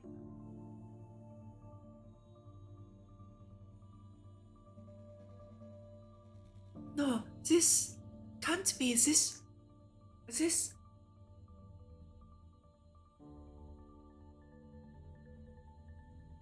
To the youngs who came here, I leave the last solium to you. Knight of Maiden Castle, H. Londinium Dwar A.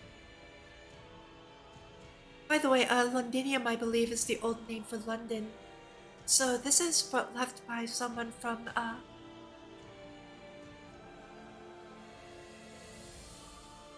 England, London, England. The Finn, upon raising his head, exclaims in surprise. Isn't that English? Modern English. It's really true that writing is. And also, the last solium, Tamahagane, Steel of the Soul, as referenced in the Chiyo and Shonzon chapters in Honkai.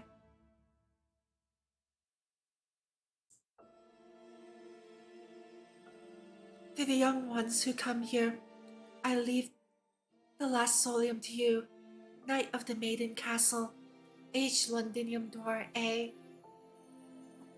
What is this? A Schrödinger?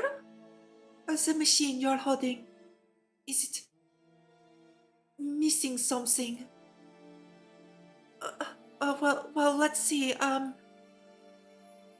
Corkscrew Ponytail places the mysterious machine on the ground and begins dismantling it. It should open up here. Oh, there is indeed a cavity in it. And a receptacle. An ultrasonic solium recorder. Tesla's eyes suddenly flash with excitement. It must be this H person who wants to entrust us with the data and the solium. So, could it be some very important data? Schrödinger places the mystery machine back on the table, then gestures before the excited twin tails. It must be that this H somebody had hidden it in a location that is more secure or better concealed, don't you think? Also, very concerning is that, that writing was red, which means that it could have been written in blood. It was like a rust red color. So why did he or she do this? Wouldn't it be better to leave it intact if you want to give it to future generations to study? Maybe this person had some urgent reason to transfer the solium to a new location? So you want to say that some ancient person had taken the solium and left this clue for us? Schrödinger shrugs her shoulders in a non-committal manner. In that case, shouldn't there be a clearer hint? And not some vague, ambiguous text? No matter how you look at it, it seems more likely that someone has stolen the solium and is now pulling our leg. Well... Furthermore, according to this reasoning, we are not the first. Londonderry, a city in Northern Ireland. All of a sudden, and out of the blue, the mophead, who had been silent all this time, speaks up. Uh, ah! The twin tails, who had been lost for words, had suddenly reached an epiphany. Yes, Londinium was the old name for London in ancient Rome. Yeah? Wait, why Northern Ireland? Of all the places whose name includes the word London, only Londonderry has a nickname, Maiden City or Castle. This is because historically it has never been captured by foreign enemies. Really? Um, I've forgotten my Irish mythology and mythological history. Oh no! Okay, let's read. Londonderry, called Derry, or Gaelic Dwar by the Irish, is a city in the northwestern part of Northern Ireland in the United Kingdom.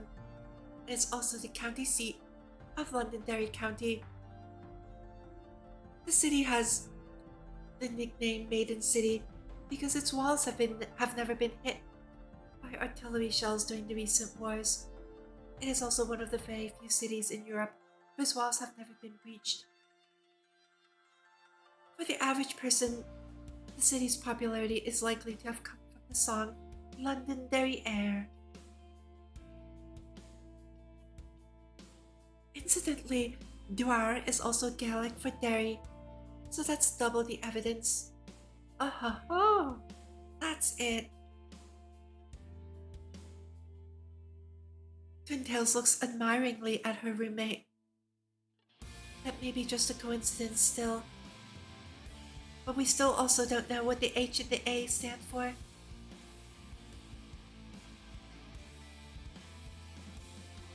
Schrödinger is still not particularly convinced. How in the world can there possibly be such a coincidence? From a mathematical perspective, don't even talk about it. Even the conception and birth of a person is a zero probability event.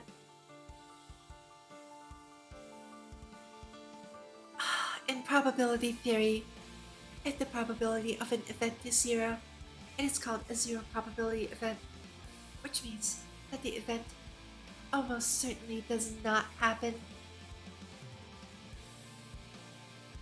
Since in an infinite set, the probability of an event depends on its measurement in the sample space, there are indeed possible but almost certainly improbable events. For example, take any number from all real numbers, and the number is rational. Uh, there's a very nice theorem that I learned recently that also appeared on my final, and I'm going to explain it to you and hope I don't muck it up. But so real numbers include all rational and irrational numbers, right? But rational numbers can be mapped to themselves via a sieve-like construction. Basically, what you do is for every rational number you produce, you can create a rational number. You can take another rational number and identify it, basically, like give it a number. Like, you, for example, 1.1 to 1, 1.2 to 2, and so on and so forth. And because you can keep doing that, you can say that the set of rational numbers and the set of like whole numbers and natural numbers is the same size. However, when you include real numbers, which includes irrational numbers, how did the proof go? Basically, like for example, 0.5 repeating, right? If you take 0.5 repeating and map it to say 1, you have to cut off 0.5 somewhere. And there's a level of uncertainty that 0.5 repeating actually does continue repeating. And therefore that level of uncertainty, where it can be either 0.5 repeating or 0.5 repeating and then a 6 or 7 or an 8 at the end means that it doesn't map 1 to 1. And therefore, we can say that irrational numbers is a larger set than rational numbers. So if you take a set of if you take any number from all real numbers, what this is actually saying that it's possible as humans, since we are drawn to numbers that we more clearly understand, to take a rational number like 5 or 1/2, or we can take something irrational like e or pi, right? It's improbable because of how large the set of irrational numbers is. But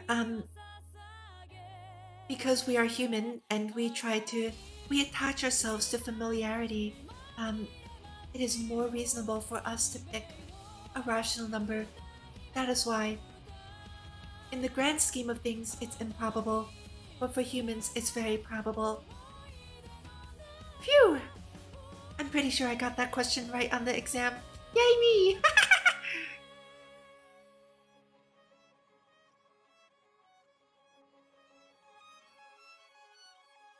Don't talk to me about mathematics. What does this have to do with math?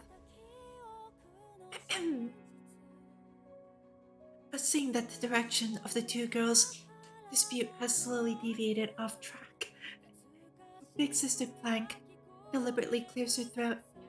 I threw fuel on the fire, and I am not sad about it. At the moment, we cannot confirm anything yet. I do have an idea, but I don't know whether you'll agree. Before introducing her proposition, she gives Tesla a sly glance. Late night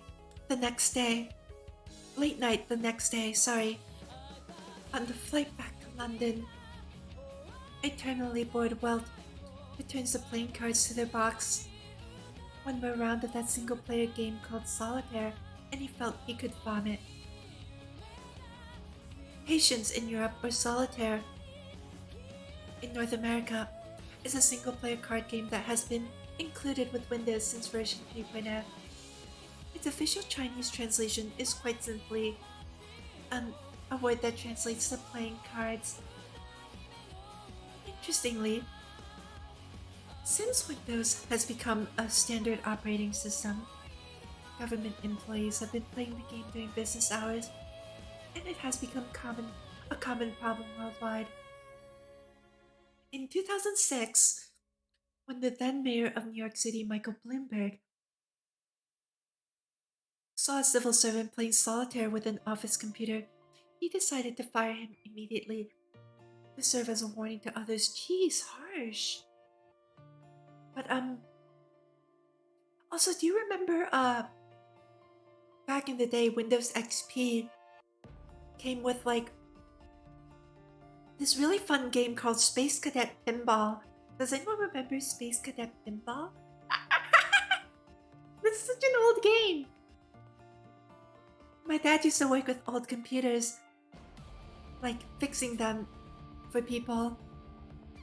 So whatever he didn't fix, he would salvage the drives and run them on other computers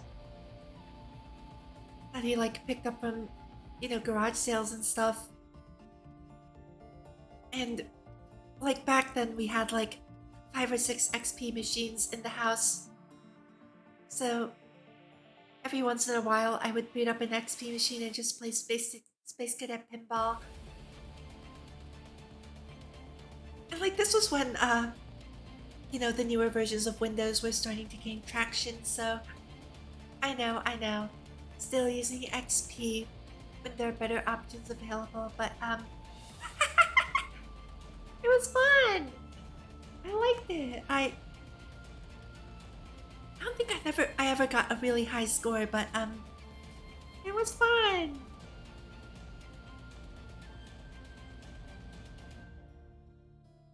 Einstein again has a book covering her face, and Tesla is again asleep, sprawled all over her seat. As for the Finn who was there before, he is no longer on this plane at all. After today's investigation, I suggest that we divide our troops to follow two paths. The previous day at the cavern beneath Yellowstone Park, Professor Big Sister proposed her idea. The Lab 42 team shall return to London to investigate the clues of this certain H.A. person. We, the North American branch, shall continue to excavate these historical ruins. It'll be better for Director N for Dr. N to stay here and aid us. Your translation skills will be even more useful here. That should be no problem, as long as both Einstein and Tesla agree. It won't be a bad idea to leave the expert on ancient writing with us. It seemed that even Schrödinger was quite satisfied with this arrangement. No problem from our side as well. On the other hand, Tesla was all too eager to speak on behalf of Lab 42. In addition, I have already spoken with Edison. And I will return to the headquarters as soon as possible to report on behalf of the North American branch. Conveniently, I will be on the same flight as Lab 42. Huh? Schrödinger was apparently unaware of this.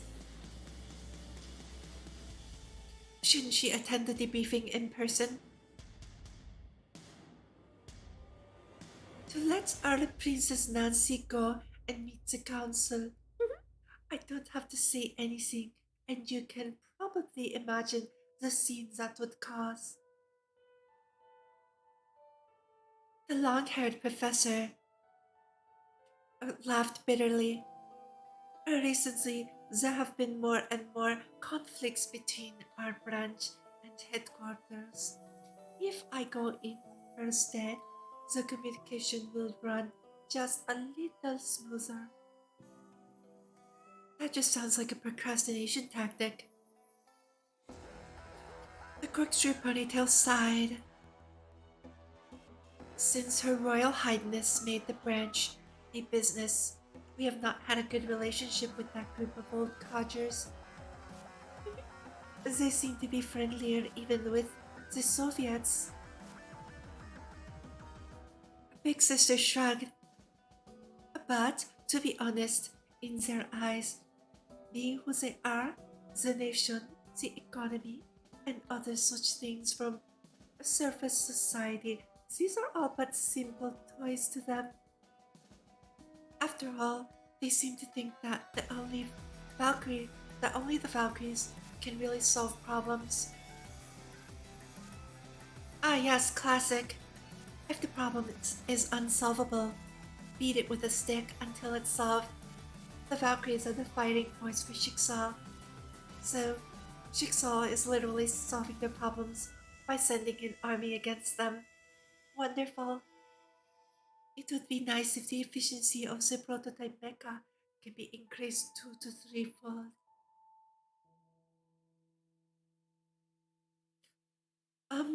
I guess Anti-Entropy or the still North American branch have at this time started working on their mecha army as an alternative to Valkyries.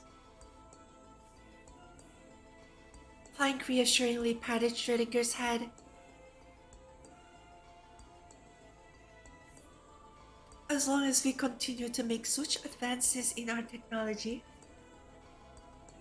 our delaying tactics will not be in vain. Oh, so bored. Did you come play with your sister? At some point in time, the long-haired big sister had leapt into the seat next to the young man. Forgive me, but I must refuse. It seems that the young man's social status had not yet reached the bottom of the food chain. Ah, why am I so quickly despised? The other person plays around with her hair by her ear and pouts delicately. Were you to blame? Just a while ago, you pulled me over to tell me a bunch of really bad jokes. Hmm? Don't tell me that you still wish to continue. Scientists clearly have all kinds of hobbies. The long-haired big sister puts on a pitiful face. Compared to Inky eating, drinking, gambling, and so on, what is it to occupy you with a little joke? I am not saying that word. From my perspective, is it because you only have my students in your heart? You despise your big sister for being too old, don't you? No, no, it's not true. Why would you think so? Then go and play with me. So, Professor, can you at least explain what you want to play? What sorts of things would a little brother be interested in? Since the others are sleeping, how about we go on a date? Huh? What are you saying just now? What? Is there something with your big sister that you're not satisfied with? This is not a question of being satisfied or not. But after we get off the plane, won't we be going off on our own separate paths to do our own separate things? That's right. So? The older sister smiles mysteriously, then tears off a few pages from her notebook and begins scribbling. Would you be able to protect the girls? If it comes to that, if it's with something within an ordinary man's ability, no, that will not be enough. We assume that there is indeed a person from the past, the so-called HA, who took the Solium steel from the ruins of Yellowstone and intentionally left clues behind. In that case, there is one thing we can determine here. He or she must have felt that it was not safe for the Solium to remain there. Moreover, even moving it to the United Kingdom and hiding it properly is not enough. Also, they felt the need to leave behind enough clues for the future generations to inherit their own cause. So yeah, here comes the question. What kind of conflict of interest is it that would make someone go to such lengths to do this? It's hard to say. Does the other party have a corresponding successor? Is it some organization that cannot be opposed by one person alone? Well said. So, an organization that cannot be withstood by a single person and that is also interested in Solium. In the world that we know of today, what are the possible answers? Well, I only know of one, but I also only know of one answer. Do you mean?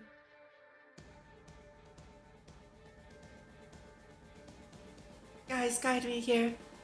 Jigsaw? Henmei itself? Right? That's what I'm thinking. Before the young man can utter a sound, the slender forefinger of the long-haired big sister is placed gently upon his lips. She gracefully moves her body, switches to the other side of wealth, sits down in a more discreet location. red lips linger near his eyes, and titillating whispers tease and tantalize his imagination. This is making me feel uncomfy. Should we speak in whispers? It's just some private words between the two of us.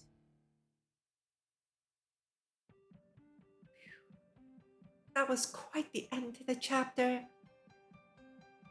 So we've learned that in a bunker created by the previous generation, supposedly, allegedly, there was a capsule with solium in it, and the solium has since been removed and potentially hidden somewhere in London,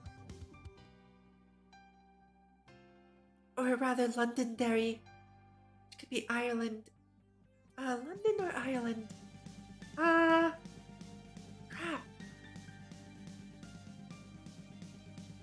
I believe they said that the text mentions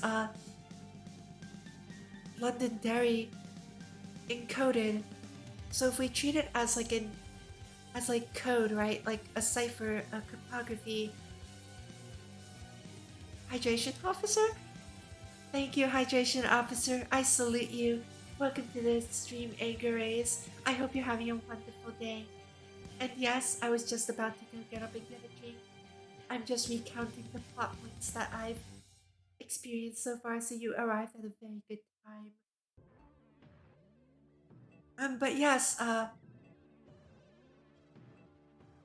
believe the clues are pointing to Ireland, to the city of Londonderry in Ireland, also known as the Maiden City. Now, it appears that Plank is going to go report back, which means I'm not quite sure if Plank will eventually end up assisting with the investigation, or if it's just going to be Tesla, Einstein, and Welt. But Elias the Finn has stayed behind in North America to continue investigating the ruins, so he will not be with them. And we've also found out that H. Londinium Dwar A could potentially be hiding the solium in preparation for a fight against an organization that is not named, but because Planck and Welt both think there's only one such large organization in the world that could be interested in solium, we highly suspect currently that it is Jigsaw itself. And this solium could very well be the spark that separates the North American branch from Jigsaw and gives rise to Anti-Entropy. Anyway, welcome to the second intermission. Once again, please make sure you stretch. I will be quickly getting a drink, so I recommend that you take the opportunity to get a drink and use the bathroom and stretch as well, and maybe get some food too if you're hungry, okay? I'll be right back! Let me type that in chat as well.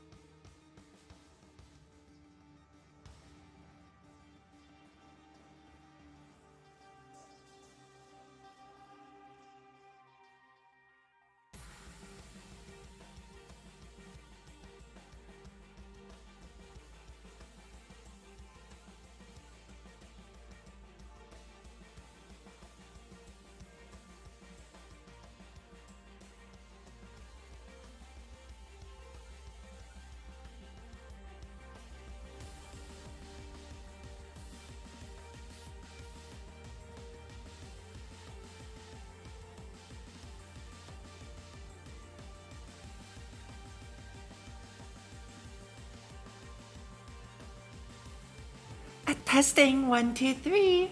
Hello, everyone. Give me just one more moment to get everything set up once more. Um, just a second.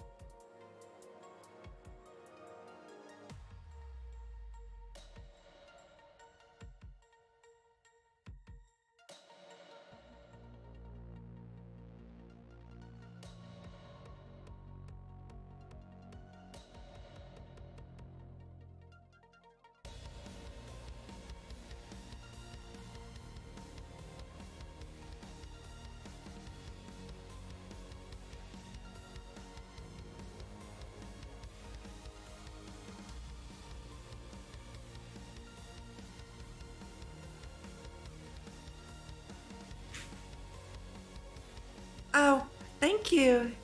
Okay, I am 100% back now. I accidentally burned myself on my water, so I had to go get some colder water. I'm hoping that drinking warmer water is going to help my throat out a little bit, since I kind of screamed it raw when I fell down the stairs earlier today. I'm back. Okay, so we are now on chapter 7. Uh, thank you for sticking with me so far for the Anti-Entropy visual novel. Yeah, I've learned my lesson, don't worry. Don't bring a humidifier tank up the stairs. I literally could have filled it up in the bathroom, but I don't know. I went downstairs to fill it and bring it to my room and had an accident on the hardwood floor stairs. Yeah, I'll be okay.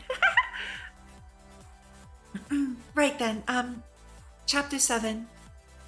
So, under the heavy implication that there is a force opposing Shiksal who has hidden the solium away for Lab 42 and the North American branch to find, we will now start with chapter 7 to see how the plot progresses, okay? Without any ado, let's begin. And the first line goes to Tesla. You two, what are you going on about, whispering like that? Twin Tails complains while tossing everything she is carrying straight into Welt's arms. Danger!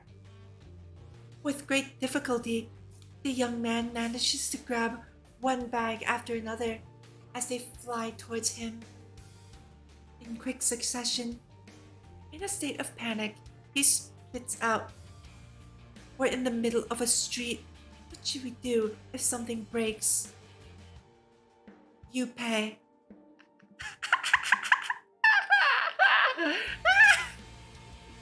Oh, Tesla. Tesla shrugs matter-of-factly. "You're being too much of a bully. Since the fin was left over on the other side to handle the translation and archaeological work, you shall now automatically assume his male duties." Oh, Tesla. Is that too hard to understand?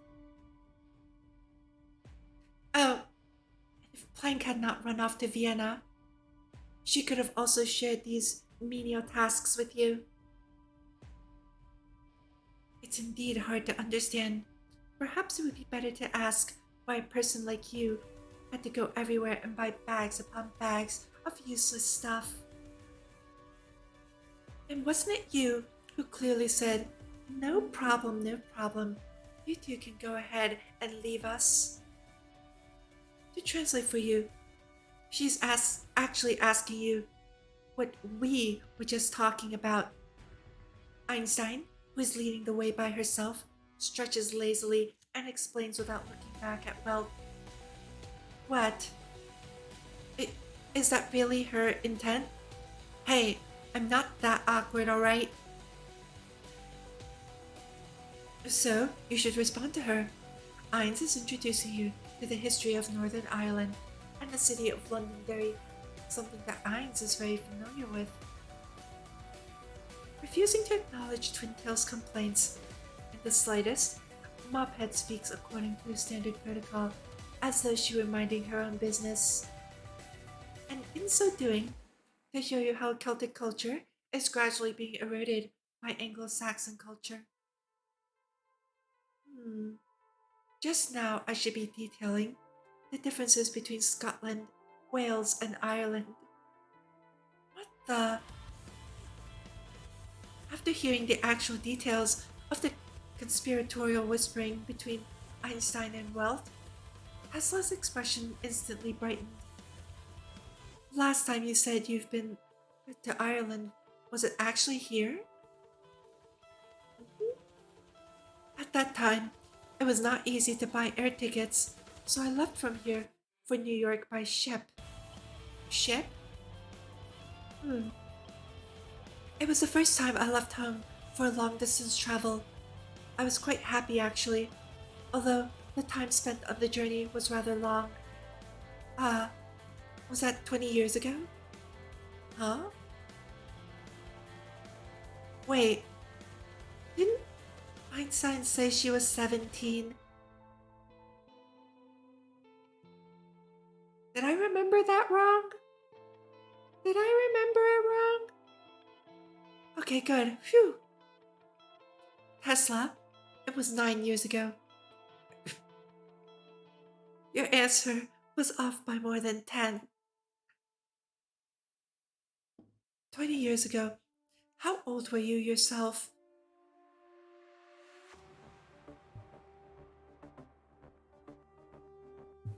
They are forever 17.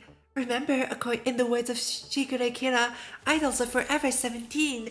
Ah, sparkle! You know? Oh, it's Plank. Youthful big sister. According to the itinerary, today we will rest here for a day and then we will cross the Atlantic. We have a rare day to spend on land. Is there anything you wanted to play? Teacher, why are you acting like a child in school? Instead of wasting time playing, I feel it's better if we just find a comfortable place to do some light reading. Fräulein Einstein, are you trying to make me happy or sad? No, today you must accompany me and we shall do this and that together. Let's go, we shall climb the city walls. You, you still remember such things so clearly. I say, when I was 7 or 8, there's places my grandpa took me to. I've long since forgotten what they're like. Anyway, it was in the Croatian countryside, some backwater where birds won't even bother crapping and wasn't particularly interesting anyway. No, I also don't have much of an impression of what happened when I was young. It's just a coincidence that I retained this fragment of memory. Huh?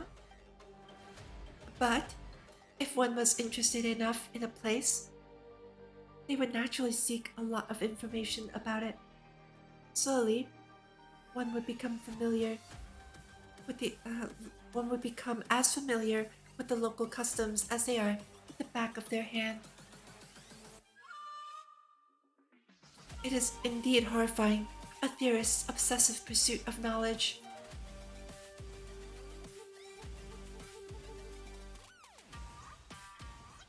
At any rate, it's better than those experimentalists who blow the roof off at the drop of a hat. Hey! Oh, then that's better yet. Again than those experimenters who destroy the world at the flick of a switch. Hey! That's outrageous! So, on the 5th weekend of October 1955 AD, the young souls, 2 women and 1 man, in a burst of laughter and cheering, ascended the walls of Londonderry, the best preserved urban defensive structure in all of Europe since the Age of Enlightenment. At that moment, they would have never thought that in this Irish city, they would experience one of the most important events of their lives. Londonderry was originally only called Derry. Of course, it has nothing to do with the Delhi in India. Instead, it comes from the Irish dare, meaning oak forest. Later, a London Chamber of Commerce came here to colonize and develop the land, so they assigned the prefix London to the city's name. People from the colonial period seems to enjoy naming things like this. Whether it's New York or Rhode Island, there are no few examples of people directly copying a European place name. Rhode Island is one of the original 13 states that formed the United States. Its full name was the State of Rhode Island and Providence Plantations, of which the name Rhode Island is derived from the Greek island of Rhodes.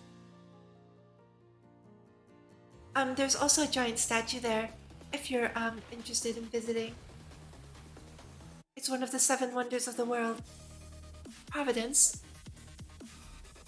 the state capital, is home to Brown University, an Ivy League university, and also the hometown of Howard Phillips Lovecraft, 1890 to 1937. Yes, H.P. Lovecraft, a famous novelist and creator of the Cthulhu mythos.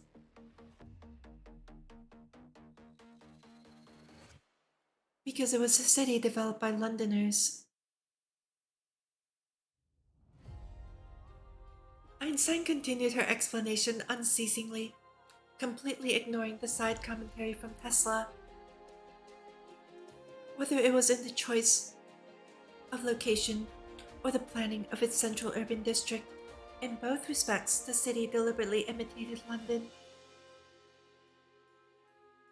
From the current point of view, the main difference is probably that the water quality of the River Foyle is much better than the River Thames. The River Foyle is the main river that nurtures Londonderry, with its clear waters and rich biodiversity. Londonderry's position relative to the river and its estuary was intentional. The city planners deliberately imitated London's position relative to the Thames.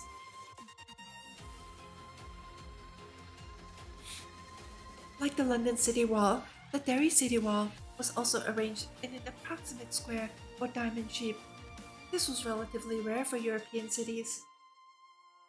Of course, compared to London, the names of the city gates here are much more arbitrary, such as the Shipquay Gate, right in front of us, so named because the gate fixes the quay for overseas shipping.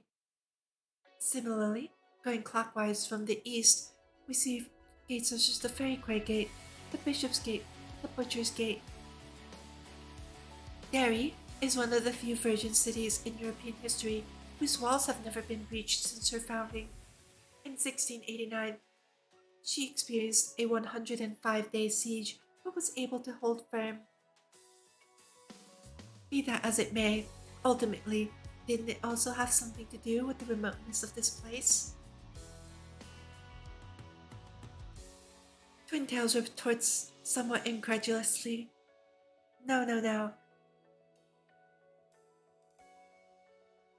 At the time, it was an important hub, connecting the British mainland with her American colonies. And many Irish immigrants set off from here for the New World. Indeed, there is so much history.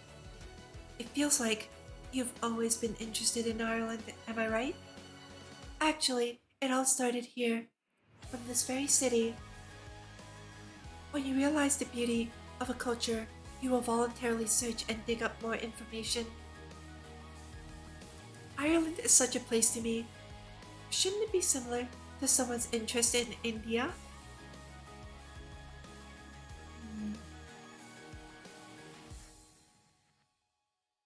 Indeed, I have read many books on Indian philosophy. However, unlike your situation, it is completely impossible for me to wholeheartedly embrace Indian culture. Hi, Jay. Good morning, sleepyhead. Thank you for stopping by the stream. I hope you had a wonderful, wonderful late sleep. Hi, thank you for stopping by. Don't worry, there will be VODs. And I hope you didn't. I'm very sorry that you woke up to the sad song. The playlist just reset itself on YouTube. You did? Yay! Good. That's very good. Yay! Okay, let me reread that just to get back on track. However, unlike your situation, it is completely impossible for me to wholeheartedly embrace Indian culture. Is it really that hard to understand? A caste system that divides people into four classes, from high to low? Such a system should be extinguished. Um, I've seen better days. So, today I tried to bring a tank up for my humidifier in my room, and I spilled the water on the stairs and slipped and fell on it. I'm much better now. I took some painkillers, but it really hurt, and I screamed really loudly. I thought I broke something, but I managed to soften the blow. So I am perfectly fine. Otherwise, I would have had to go to the hospital, get a cast for my arm, and probably had to cancel stream. So I'm glad I didn't have to do that. I will. Next time I'll refill it in the bathroom across the hall. I should not have tried to bring something like that downstairs. That was a very epic mistake.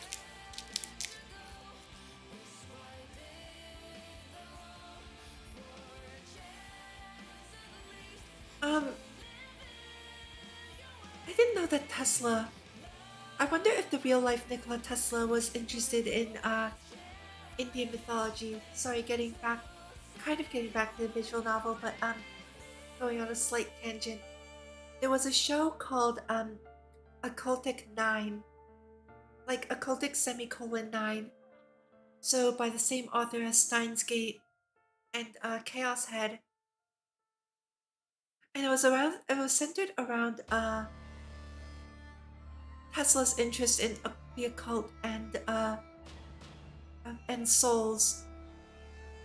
Like Nikola Tesla, the real life Nikola Tesla.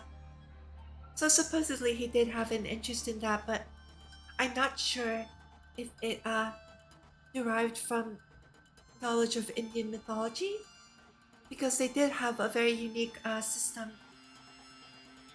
of understanding the cycle of reincarnation and the cyclical nature of the universe itself via the various samsaras and the yugas, the eras that make it up.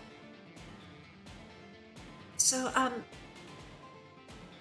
yeah, I don't know, but that the statement just reminded me of that. As for actual Indian culture, yes, back then India separated itself into a caste system, and based on the last name, you can tell what caste people belong to, although I don't remember the specifics of it. Now let's continue with the visual novel in earnest. That wasn't what I meant just now. So I just noticed the date is wrong. it's actually closer to 29 now. Jeez.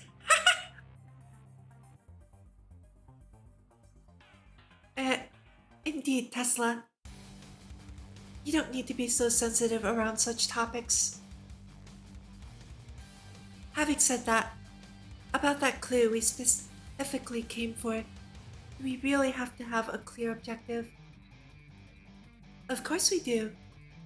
Wait a moment. Right here.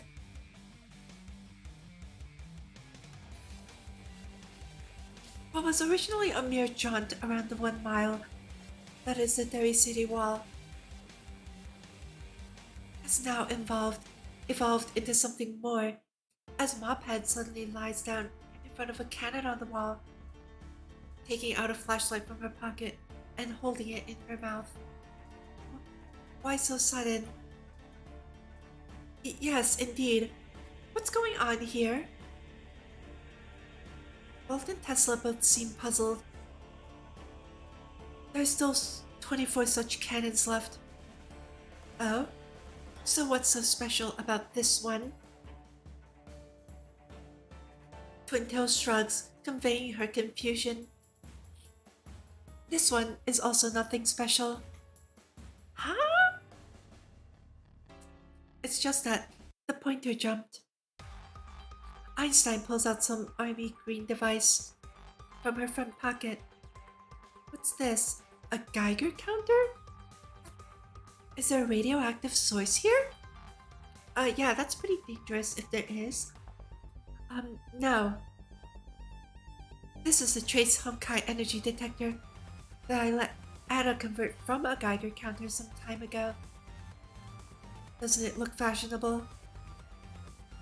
Fashionable? I say it looks pretty intimidating.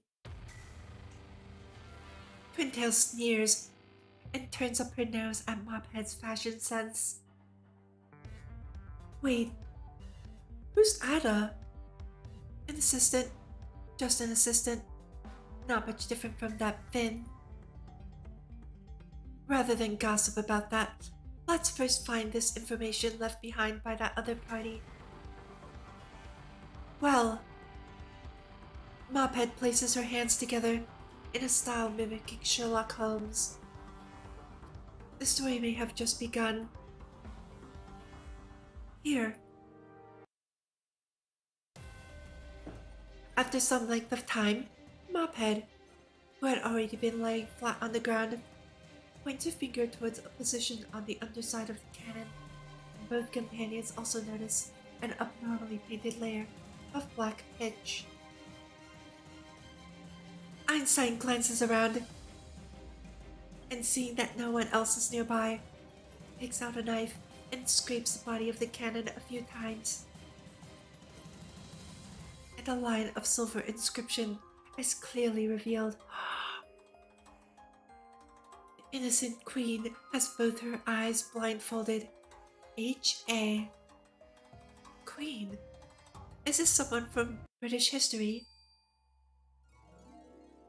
But what queen would be blindfolded? It couldn't be just some ignorant, rambling nonsense. Is it some kind of metaphor? Like John the Baptist or Mary Antoinette?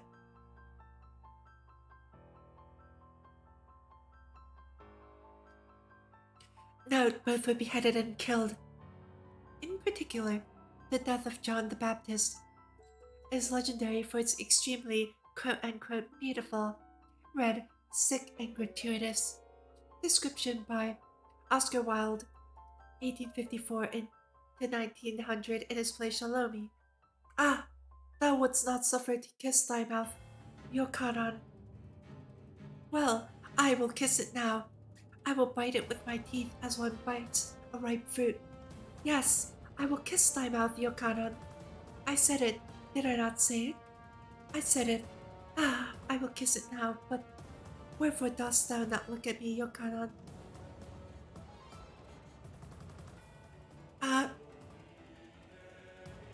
The Chinese word used here is yandere? Okay, Shalomi was a yandere, that's right. Um, Also, remember, there was a character named Shalomi Yokanan in the event in Squad Snow Wolf. I didn't mention it at the time, but now you know the history behind that name too. uh, yes, a historical example of a yandere. She beheaded her lover, John the Baptist.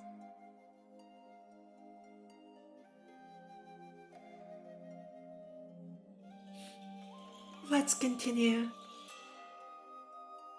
John the Baptist, Mary Antoinette? What do you mean? I was just speaking nonsense. Don't mind me. Don't mind me at all. It's not like I have a fetish for Wildian aesthetics or anything. I don't understand at all. I am absolutely confused. Correct. Staying aloof from the awkward atmosphere brewing between the two, Mophead appears to arrive at an epiphany, suddenly bringing her hands together into a single clap. The execution of Lady Jane Grey.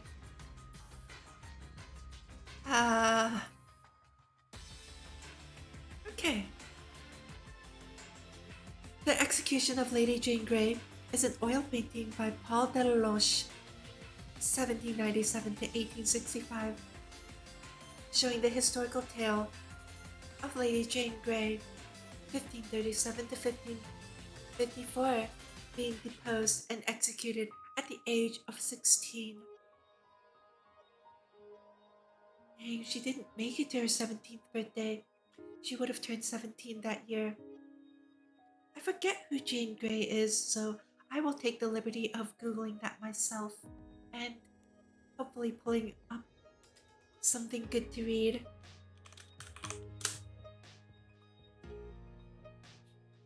Okay.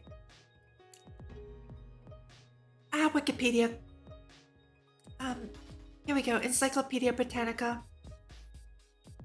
Lady Jane Grey, also called Lady Jane Dudley, born in Bradgate, Leicestershire, England, died in London, the titular Queen of England for 9 days in 1553. Beautiful and intelligent, she reluctantly allowed herself at age 15 to be put on the throne by unscrupulous politicians. Her subsequent execution by Mary Tudor aroused universal sympathy.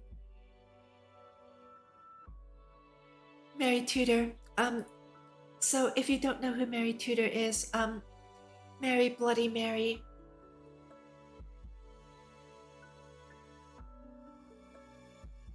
Okay, so she was basically a puppet queen who, once an actual queen took the throne, she was disposed of like yesterday's news, which is a very, very sad story.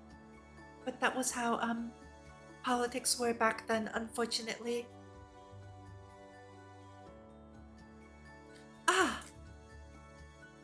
There's indeed such a painting.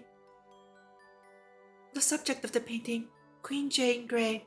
She is blindfolded, about to be executed by an executioner.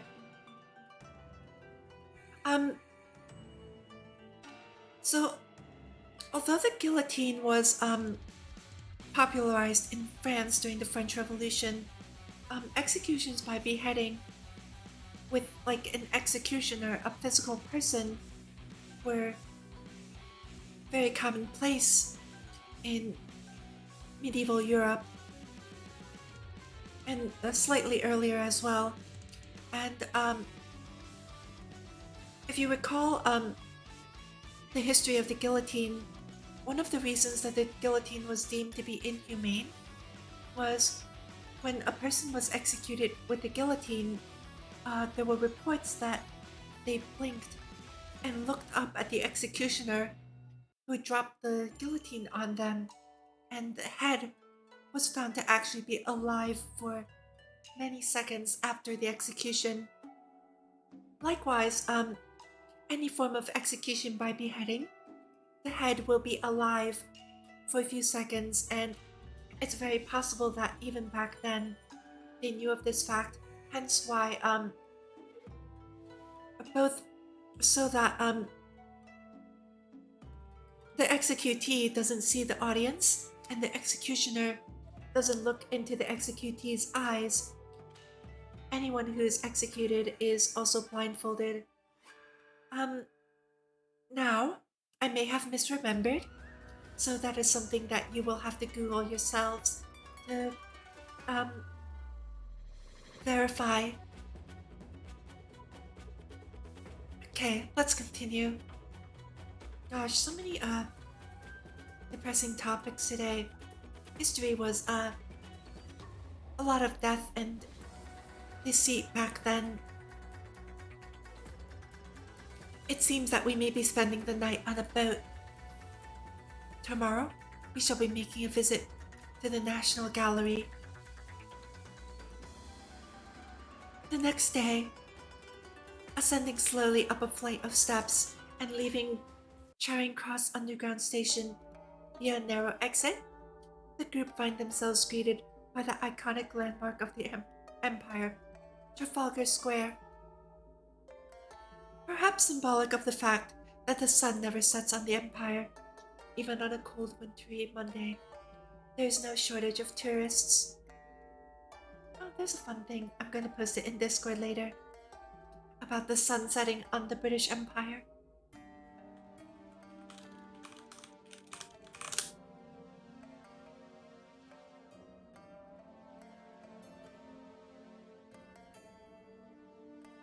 So this is the center of Greater London.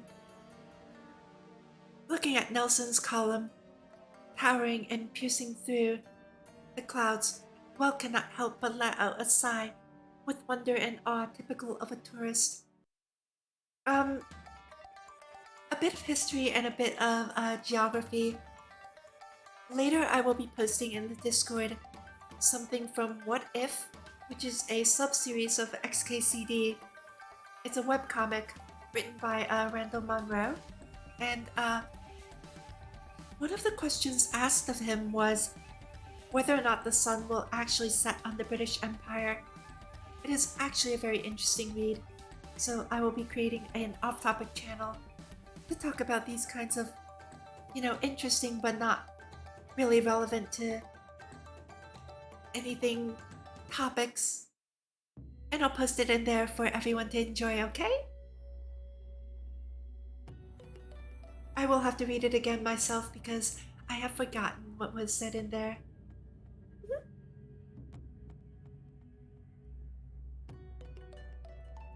The inscription next to the memorial indicates that it was built in honor of Admiral Horatio Nelson, the British national hero, who led the Royal Navy to overwhelming victory against Napoleon's combined fleet at the Battle of Trafalgar in 1805, with the unfortunate cost of his own life. His resourcefulness was unsurpassed, and his valor was unmatched as the bravest of the coalition forces, whether it was in the Atlantic, or on the Nile, or in Copenhagen, or at Trafalgar. He repeatedly led England to decisive victories, but in doing so, he lost his right eye, then his right arm, and finally, his own life. The British were not all crafty diplomats. They were also industrious folk, a tenacious people willing to put their lives on the line. But alas, the glory of the Empire was too dazzling, and this in turn played no small role in obscuring and concealing the individuals who made great achievements in her name. England expects every man to do his duty. Oopsies, I meant to click on the light bulb. No! Recalling Plank's warning on the plane, the young man named Walt once again makes a secret resolution to himself. I'm willing to bet actual money that the light bulb was an article on the British Royal Navy and how that's a slogan of the British Royal Navy. Let's see.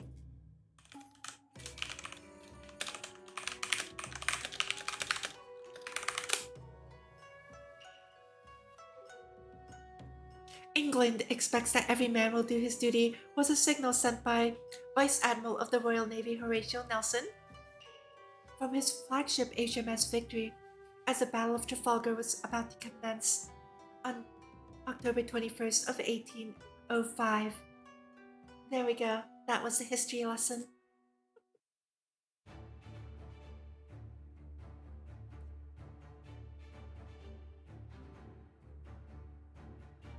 Huh? Where are the others? The art museum is to the north. Einstein grudgingly pulls on Walt's sleeve. Don't get lost. The items in your backpack are very important to us.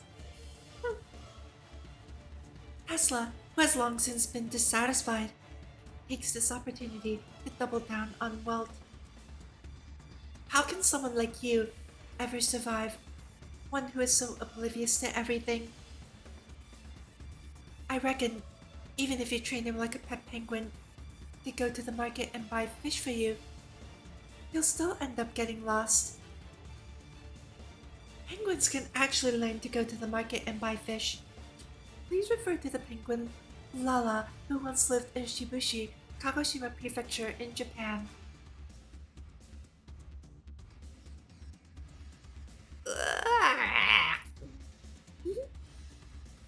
The National Gallery sits to the north, facing the south with a set of weathered, darkened Roman columns standing across the street from Trafalgar Square, silently narrating the glorious bygone days of the old empire.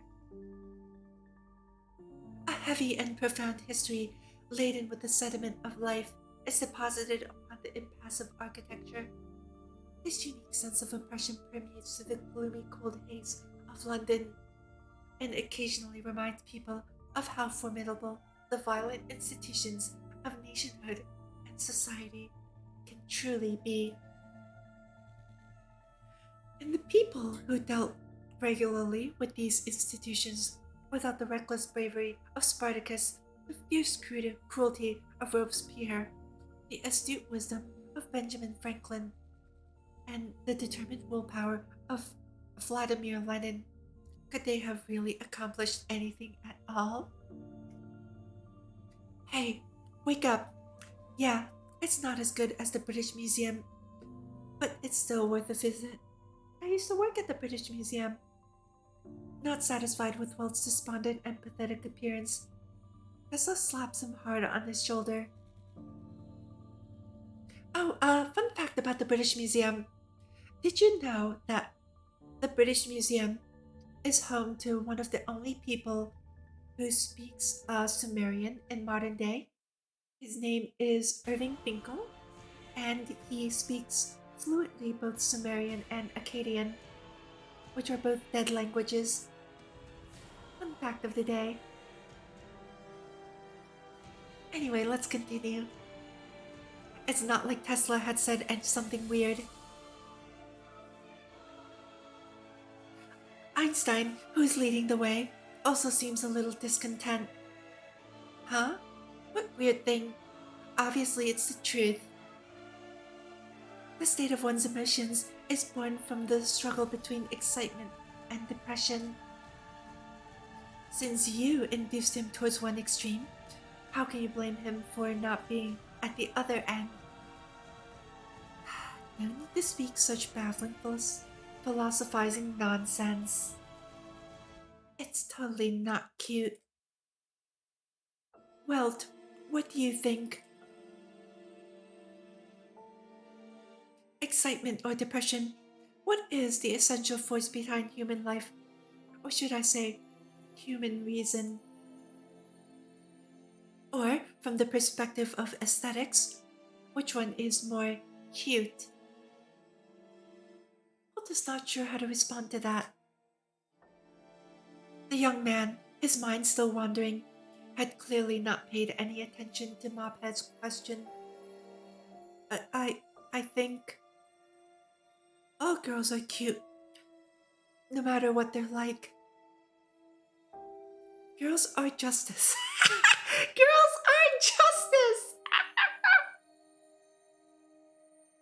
Waifus are love, waifus are life. Incredible. What an incredible response, but it seems like Tesla is not very happy with that.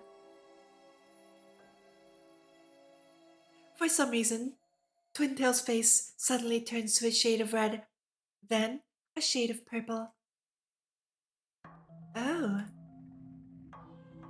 Mophead seems unconcerned with the answer, or the fact that her original question remained unanswered. Lobster? Hi, Cacello? Thank you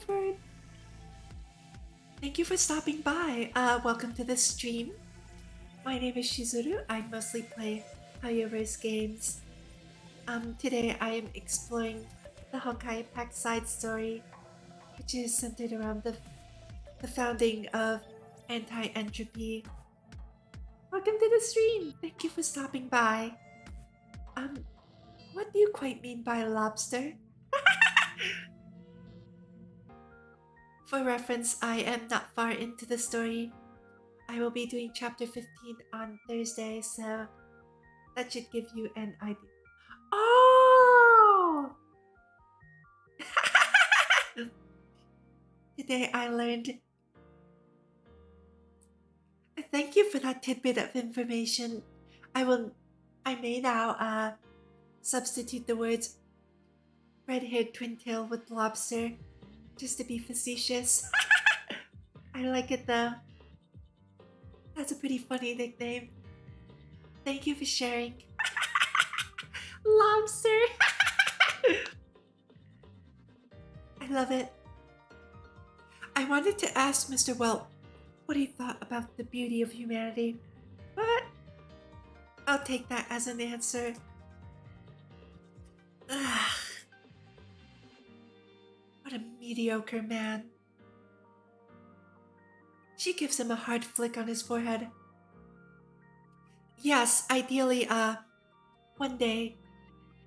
Well, I'm slowly going through it, but ideally I plan to catch up with Honkai. Thank you for the follow, Kakelo.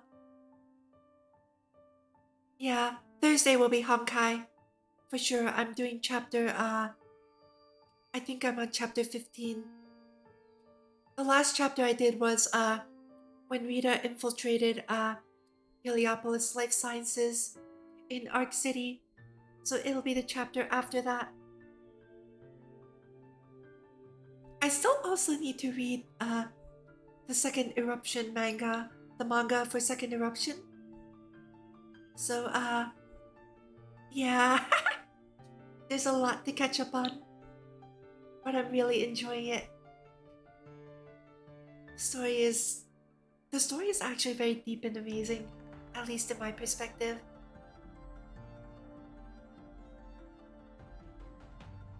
Okay, the museum manager. I didn't expect researchers like you to be interested in damaged paintings. One of the management staff speaks while leading the way in the rear promenade of the National Gallery. The pot-bellied, balding, obese, middle-aged man is holding in his hand a wooden rack filled with hanging keys. The small metal keys clang incessantly against each other, in unison with his swaying, waddling steps. A flood of the Thames in 1928 destroyed much of our collection. Even now, the full extent of the damage has not yet been clearly apprised. Okay. Thank you. Yeah, don't worry about it. Stop by when you can and take care of yourself, okay? Thank you for at least stopping by.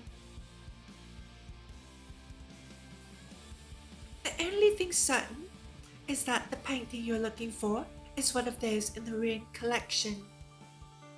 Wait, what do you mean by even now it has not been clearly appraised? The other person's statement clearly refreshed in Tesla's mind her acute awareness of bureaucratic inefficiency. Well, you see, After all, there are more than 2,000 world-famous paintings in this museum. The manager displays his hands in a helpless, conceding gesture. How much damage each painting has incurred can only be evaluated when the restoration is complete. You must understand, a master can only restore 2 or 3 paintings in a year. It's all quite a troublesome affair. So this painting we're looking for, is it a work that's relatively low in priority for restoration?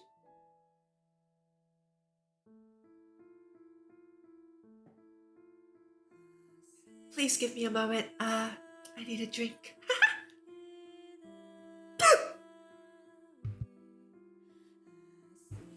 I say as I inhale my water. Whoops.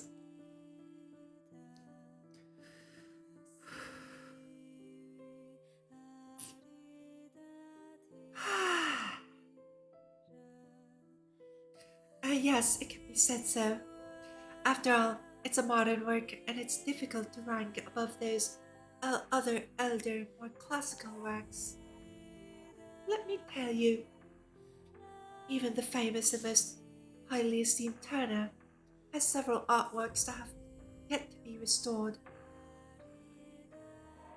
And in saying this, the fat balding uncle leading the group finally stops at the door of an old warehouse.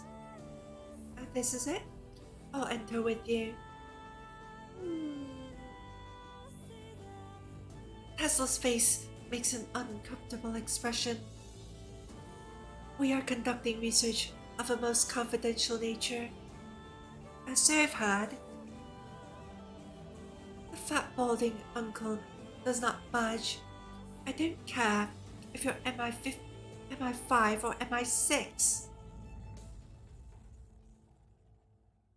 Take your time. Yeah, I've noticed. Story, side story, how your stands, manga this, more side story, the visual novel which is 26 chapters long. But yeah, if anything, if I really want to do something, I definitely think I have the willpower to do it. I definitely see it though. Thank you for the heads up. Or whatever fancy get up.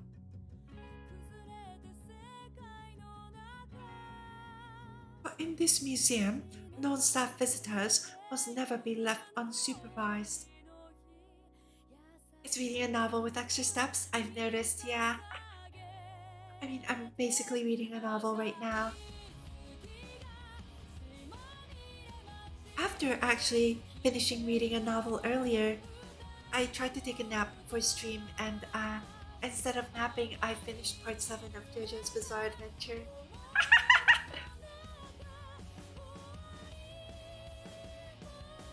No problem. Einstein shrugs, indicating that she does not mind. Let's go in together. Haha, I really appreciate your cooperation. At least this lady still has some common sense. I'm only cooperating for your sake. What was that stench? You stinky. As the heavy door slowly opened with a creaking sound, a thick, musty scent, even heavier than the door, instantly permeates everybody's nostrils. Even Tesla, who had once visited a century-old wine cellar in Vienna, is taken aback by the pungent odor. After a painting is affected by damp moisture, a certain amount of oil, water, and mixture will form on its surface. And if it's sealed tight in an airtight warehouse at constant temperature,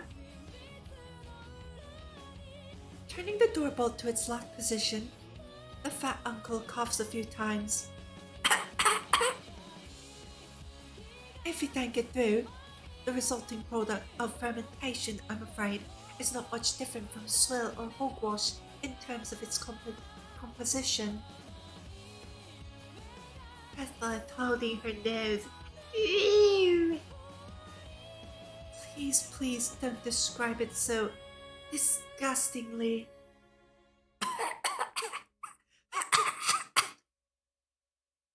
It's the execution of Lady Jane Grey, right? No index cards have been made here, so we can only check them by hand, one by one. Yeah, seeing all those crates, I was afraid that would happen. With a meek smile, the fat uncle makes a statement even more demoralizing than the thick, musty smell enveloping them. Despite having sustained flood damage, the cultural relics are still cultural relics after all. The fat uncle takes great pains to shout orders so that Walt's actions can be synchronized with his own. There's still considerable weight in the picture frames, and the action of carefully lifting up and putting down each frame, repeated dozens of times, has already given both men sore hips and aching backs, their bodies dripping with sweat. The goddess of discord choosing the apple of chaos in the garden of Hephaestus. There are few turners here, riddled with holes and scars. What a pity. The destruction of Pompeii and Herculaneum. This one's already taller than me. Speaking of which, does anyone know the one that we're looking for? How big is it? This painting. Will you two be okay? Upon seeing work that seems to be as tall as a football goalpost, that's soccer. Uh, you know, European football, soccer. Twin Tails hurries forward to assist. Miss, move a bit over there. There'd be more of a hindrance than a help. Alright, young lad, I'll count to 3. 1, 2, 3.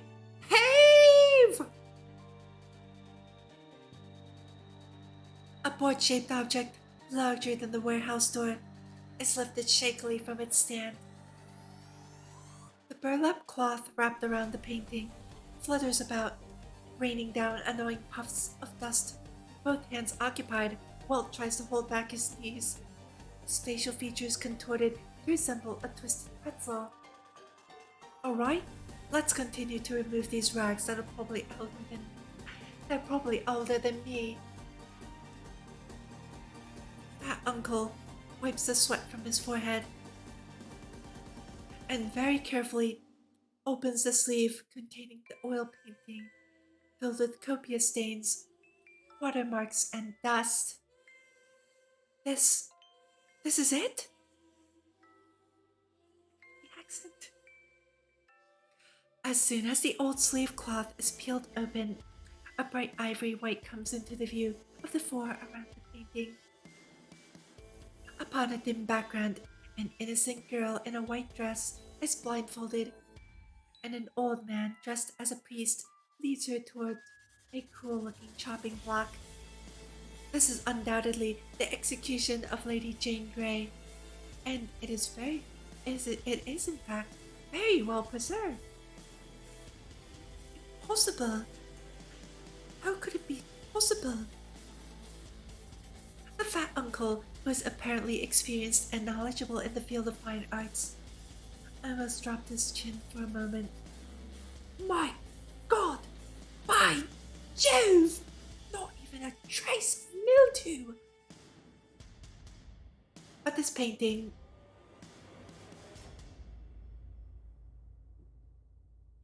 Evidently puzzling over other things, Twin Tails holds up a magnifying glass and passes around the back of the giant painting. The signature area looks unchanged. Is there anything strange about this painting? Why, can't this be considered miraculous enough? Of course, Fat Uncle didn't understand what Tesla meant by strange. Do you remember where this painting was previously displayed? Little lady, you ask about this. Between laughter and tears, the fat uncle holds out his hands. Yet during the 1928 flood, I was nothing more than an ignorant grammar school student. Oh. Having thus understood that she was seeking information from an idiot, that's kind of rude, Tesla sticks her tongue out. Not enough clues. Clues? That uncle is still as confused as before, his mind in a fog. I actually have a conjecture. From Walt's backpack, Einstein takes out a device that resembles a tube amplifier. May I use it to scan the canvas? Could it be? No, it can't be. Seeing this, Tesla also seems to realize an incredible possibility. This toy of yours, it doesn't release any radiation waves, does it? Fat Uncle stares at the suspicious device with a guarded expression. It just emits microwaves in a specific band. It has no destructive power. Okay. According to quantum theory, the ability of electromagnetic waves to affect molecules depends on their frequency or wavelength. I believe frequency is 1 over the wavelength, right? Right? Let's go with that. The higher the frequency, or the shorter the wavelength, the greater its ability to alter molecular structures. In particular, as a kind of far infrared electromagnetic wave, the frequency of the microwave is far from sufficient to change the molecule itself, so an object will merely be heated when exposed to microwave radiation, a property that is exploited in the microwave oven.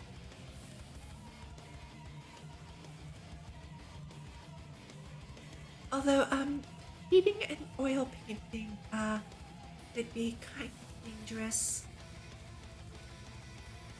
It's oil after all. It's a bit of a lower melting point. But, short bursts of microwave radiations should indeed do absolutely nothing to it. It will induce the activation of a certain rare element and cause it to separate from its original mixed state. Oh. For a moment, Fat Uncle reacts with nothing more than rubbing his balding forehead. Wait, are you going to use that toy to squeeze or draw something out of this canvas? It can be understood as such. No. If I let you do that, wouldn't the painting be ruined? Unlikely. Mophead takes out a flashlight from her pocket and shines it on the canvas from the side, at an angle. Indeed. Huh? Fat Uncle remains oblivious. Please observe carefully. The young girl explains while maintaining the angle of the flashlight. You see? On the surface of the painting, there's a thin film. Protective lacquer?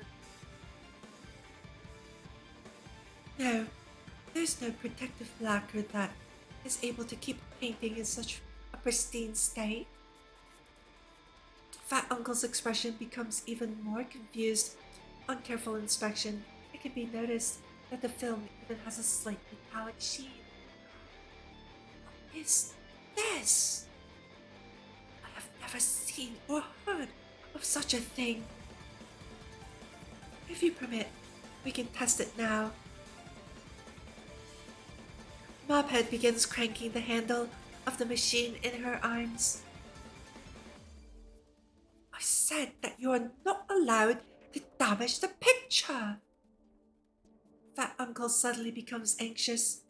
If we pull some kind of nonsense, you and I will all be deemed sinners against humanity.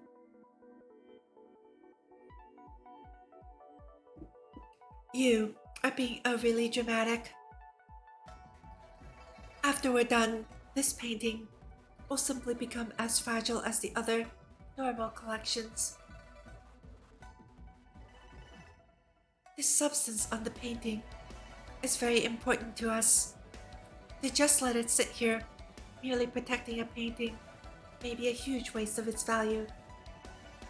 This poor manager is stunned speechless. If you continue to refuse us, our organization will make use of other options. I don't mean to bring ill tidings, but when that moment comes, I fear that you and your staff will find that you've bitten off more than you can chew. Don't scare the poor man. Ugh. Little lady, I'm not applying to reason, but even if the procedure is non-destructive, so you say, to the painting itself, I believe there is one thing you still need to explain clearly. Once you've extracted that thin film, what value is there in it? From an ethical point of view, why should our art museum allow you to do such a thing? To foretell the fate of humanity, Mophead speaks in an icy cold voice like never before. Well, that got his attention. Before Uncle Manager could recover from his dumbstruck state, Einstein has already aimed the machine at the center of the canvas. Initiating resonant form solium extraction. Everybody, please cover your ears. And that is Chapter 7. Alright. I will try my best to finish Chapter 8. I am starting to feel a little bit out of breath, so I will get up, get a stretch. I highly recommend that you all do the same. So here we go. Here is our third intermission. BRB!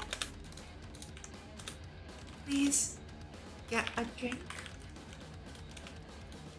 Maybe a snack. And do some stretches. One more chapter for tonight. BRB!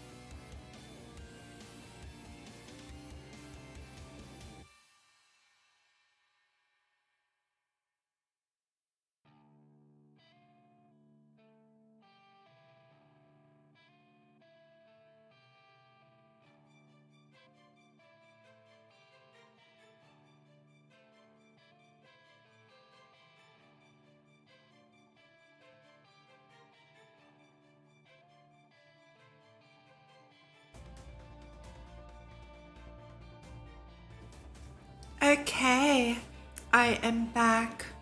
Whew. Phew. Let's. Hello.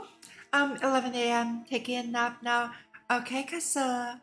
I hope you enjoy your nap, and thank you for the advice. Um, I did plan to do 3 to 4 chapters today, so this will be the fourth and final chapter for the night. But yeah, I really just do want to know what happens. I could have ended it at 3, but you can't end the chapter with that kind of ending. Now watch, the next chapter, chapter 8, is gonna end the same way, and then I'm going to feel bad again about ending. But I'm really starting to get into the story now. It's really starting to pick up. So I believe we are to believe that the thin metallic substance coating the painting is indeed tamahagane, in other words, solium. So whoever hid the solium mixed it into their oil paints and layered it over this painting. Very clever of them. But for the sake of humanity, we must extract this solium and bring it back to Lab 42. So let's continue with Chapter 8 of the visual novel to see how we are going to do so. You lot.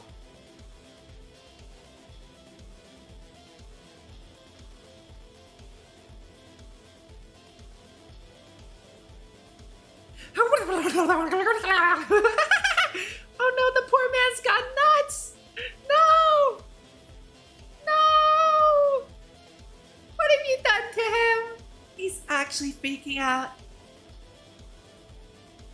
2 minutes have passed since Einstein started operating the strange device.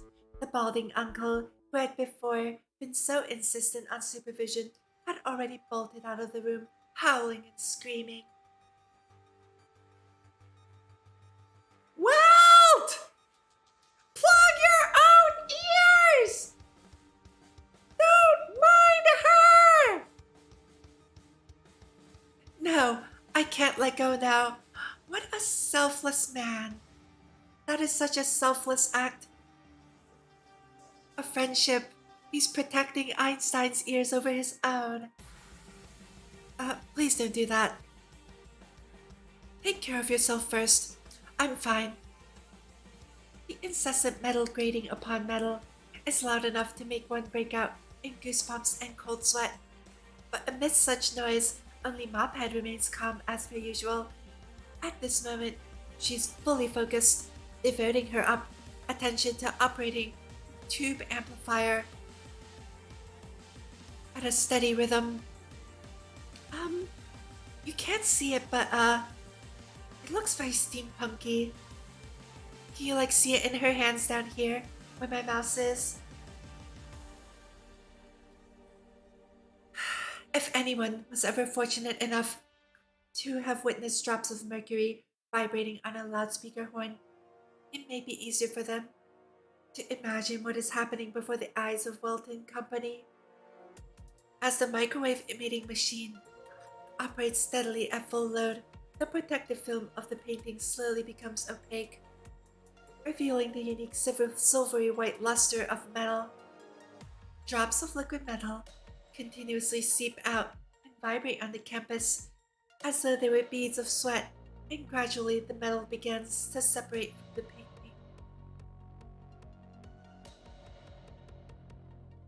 2 minutes. 2 minutes 45 seconds. 2 minutes 55 seconds. The noise becomes louder and louder, and every second feels like a century in hell. Hey, you idiot! Hey, you idiot! Listen to me!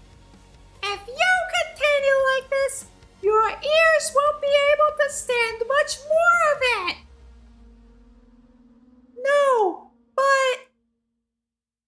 Please don't be like that. Eins will be fine. The silver beads of sweat gradually seep from the painting, slowly gathering into a cherry-sized metal droplet under the canvas.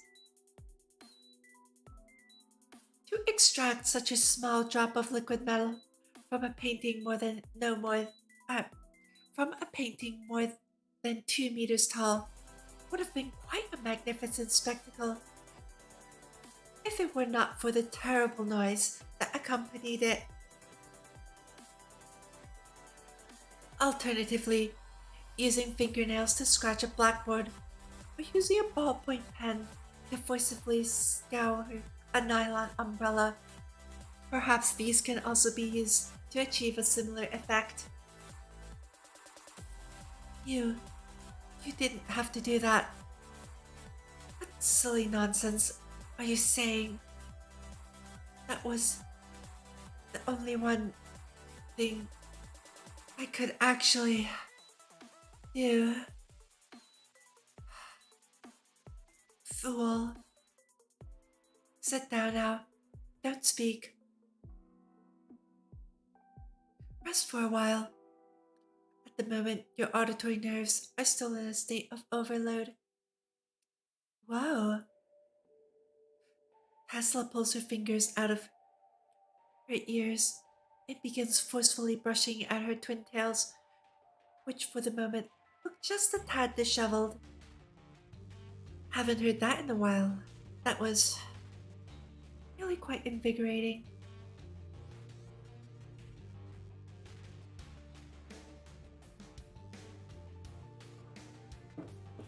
I already knew you were born with a resilience to the sound of metal scraping on metal. But the other two were not so fortunate. And look at them.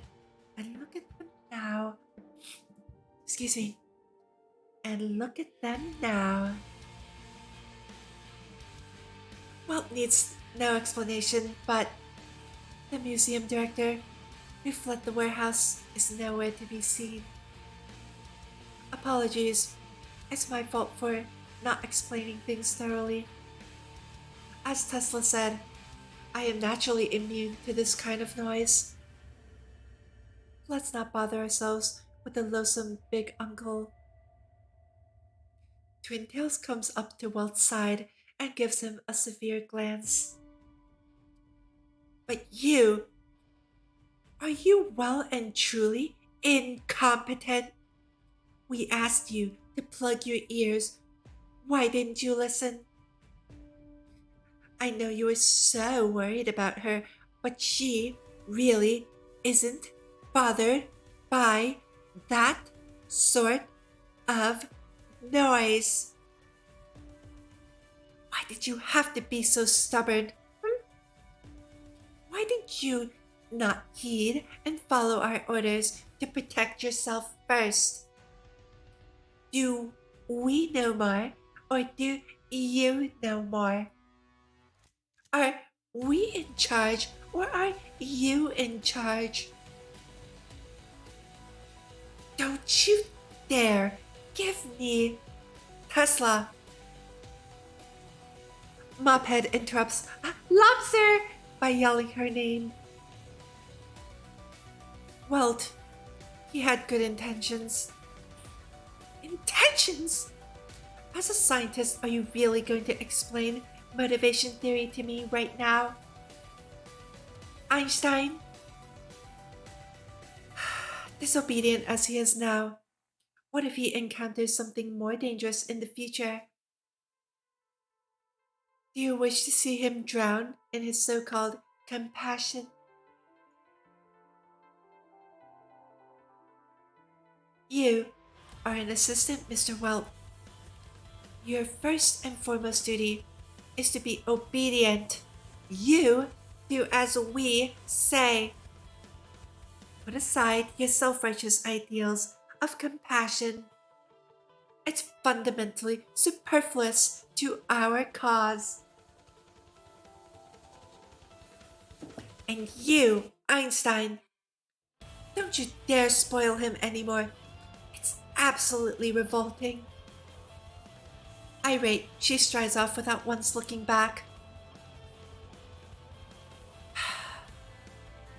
Nestled in the backseat of the taxi, the young man remains anxious, with a lingering fear of Dr. Lobster. Dr. Lobster's anger. That I relax. Mophead speaks without looking back, peering out of the window on the other side of the car. She just has a bad temper. But I was, indeed, too stubborn. From today onwards, you are not allowed to apologize. Uh-huh. Don't add fuel to the fire. When we return, you shall pretend as if nothing happened. What? Rest assured, she won't come back and pick a fight with you. Tesla isn't that petty of a person. As a matter of fact, at this very moment, she's probably having a good drink at some bar to drown out her guilt over having lost her temper at us.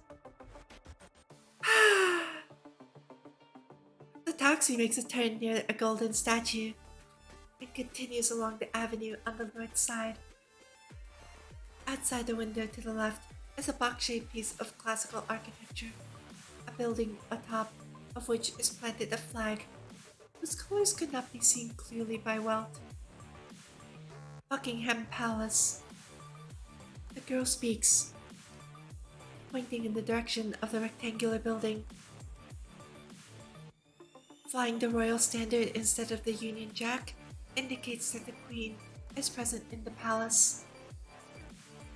4 colored blocks on the royal standard represent England, Scotland, Northern Ireland, and her overseas territories. Because the Crown Prince bears the title of the Prince of Wales, there is no symbol of a red dragon on the royal standard. You probably look like you probably don't want to listen to such trivial nonsense. Look, give it some time and your mood will bounce back, okay?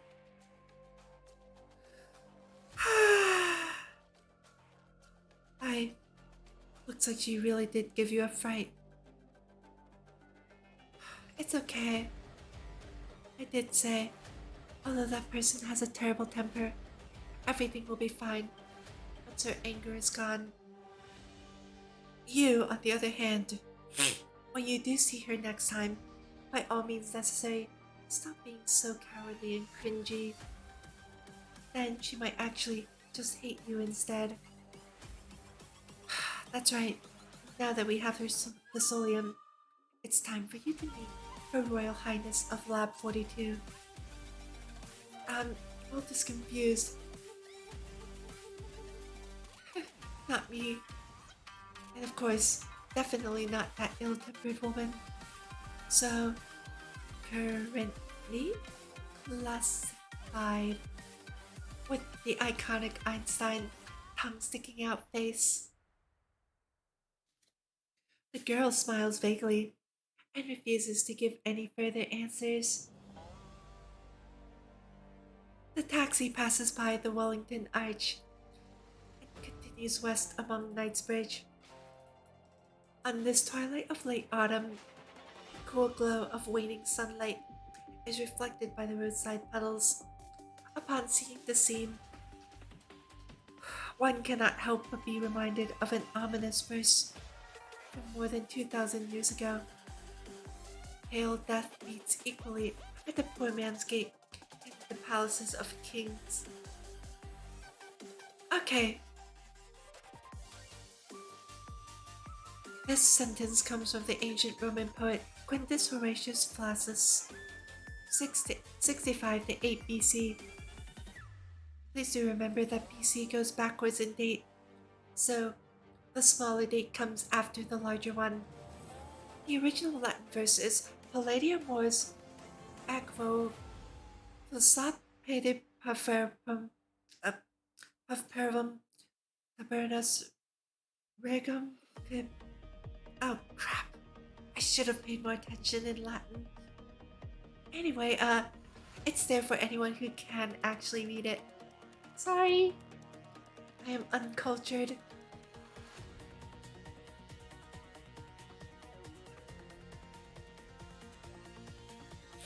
The girl winds down her window, and her gaze turns to the luscious green of Hyde Park across the road.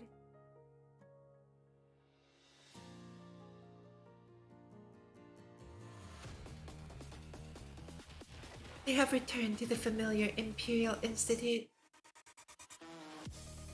Lab 42's door is firmly locked.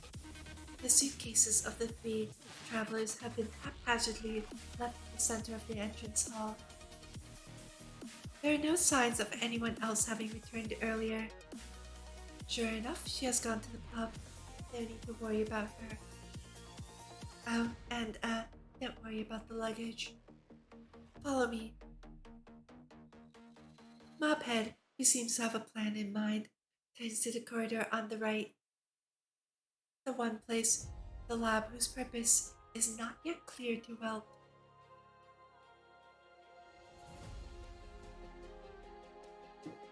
You should be feeling very concerned right now, right?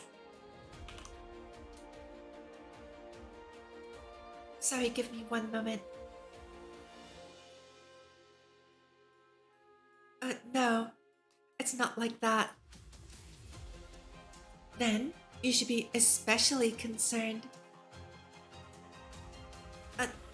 No, how do you say? I understand.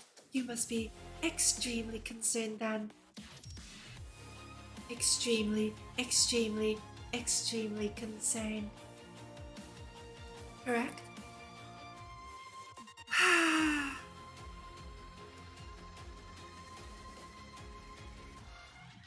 Confronted with this sudden and inexplicable obstinance, the young man can only put on a resigned expression, as if to say, "There, I've lost to you."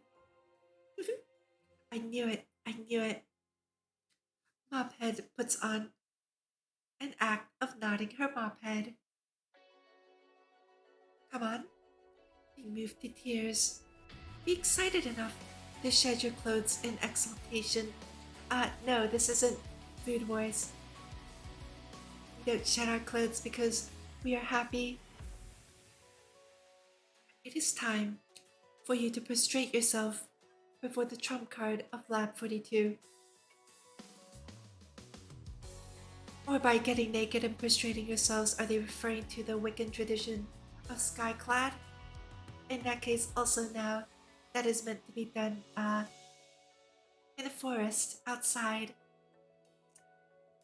For some reason, when she says this,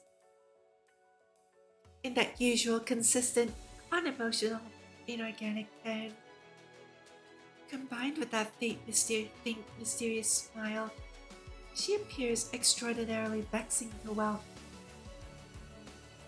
Moreover, she keeps the key inserted in the lock without actually turning the lock. Just then, you deliberately mocking me. Poor young man shrugs, not knowing whether to laugh or cry. Of course.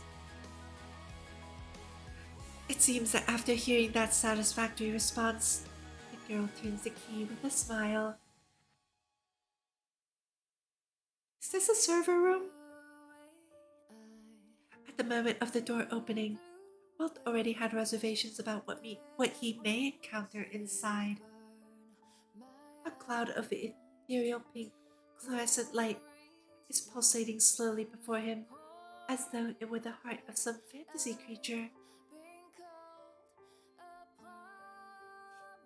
In the background, rows and rows of devices installed and stacked together like telephone switchboards emit some irksome electronic hum.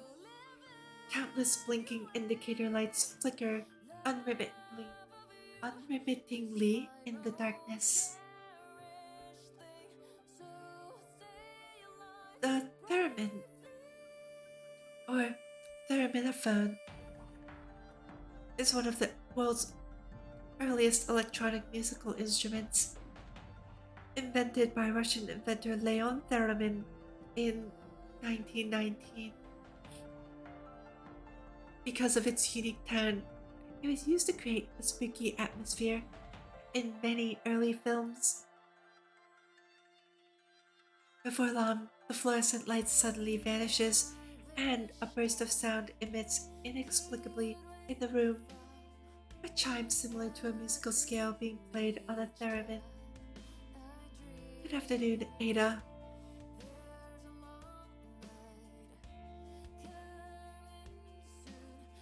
The girl appears not particularly surprised and utters a greeting towards the location where the fluorescent light had appeared before. Good afternoon, Dr. Einstein. Mr. Mr. Assistant is also. Good afternoon. From the direction of the strange sound, the fluorescent light reappears and magically transforms into a cute humanoid silhouette, greeting the two of them. Wait, is she a VTuber? Look, there's data streams. Is she a VTuber too? Hello? Anna, please give a formal introduction to this fellow over here. I have already activated the image emulation system. Knobhead speaks without looking back, while adjusting and fiddling around with some of the telephone switches. Of course. Oh my god! She's cute!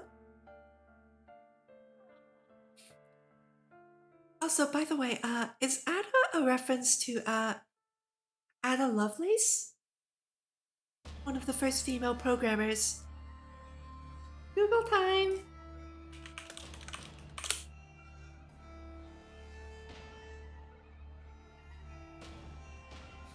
Ada Lovelace, Augusta Ada King, Countess of Lovelace, was an English mathematician and writer, chiefly known for her work on Charles Babbage's proposed mechanical general-purpose computer, the Analytical Engine. She was the first to recognize that the machine had applications beyond pure calculation. Yes, Charles Babbage, the man who invented the analytical machine. Basically, a giant calculator and the world's first computer. I believe, in his lifetime, the device wasn't finished, but I could be wrong. Or was that his next device that was based off of the analytical engine that wasn't finished? Anyway, let's continue. The human figure made of fluorescent light gradually becomes opaque and gently materializes in the center of the room as a young pink girl, much like a fairy tale character. Hello, this is Terminal Interface Prototype number 0042. My human name is Ada. A-D-A. Ida? Okay, fine, Ida.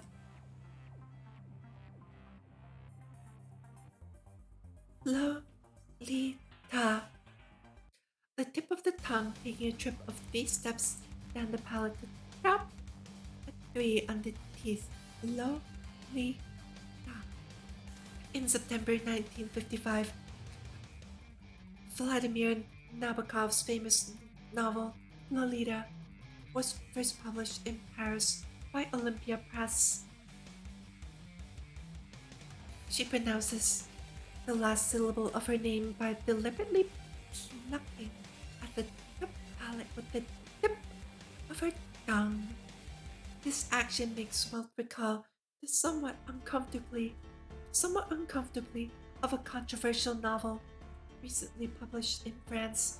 Yes, that novel was very controversial. If you need to use the Lovelace system, aha! It was a reference!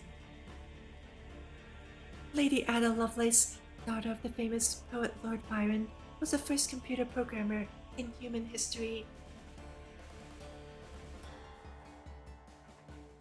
Aha! You can hand over to me what problems you need solved.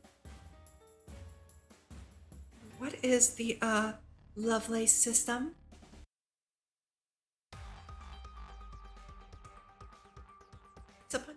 symbols. Ida, not Ada, Ida traces a line of unfamiliar characters in the air with fluorescent light.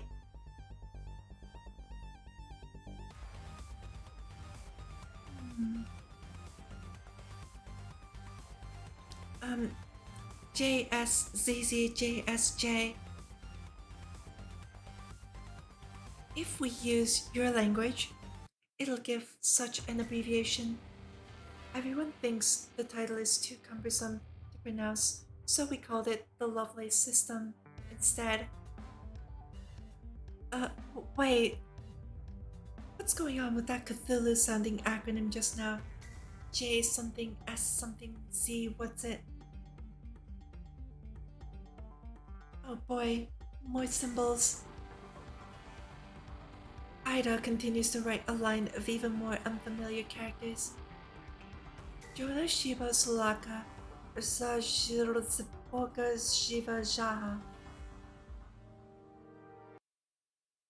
Oh. Teko Taku saved the world. Mihoyo! My goodness. Incredible. Good job, Mihoyo. I love it.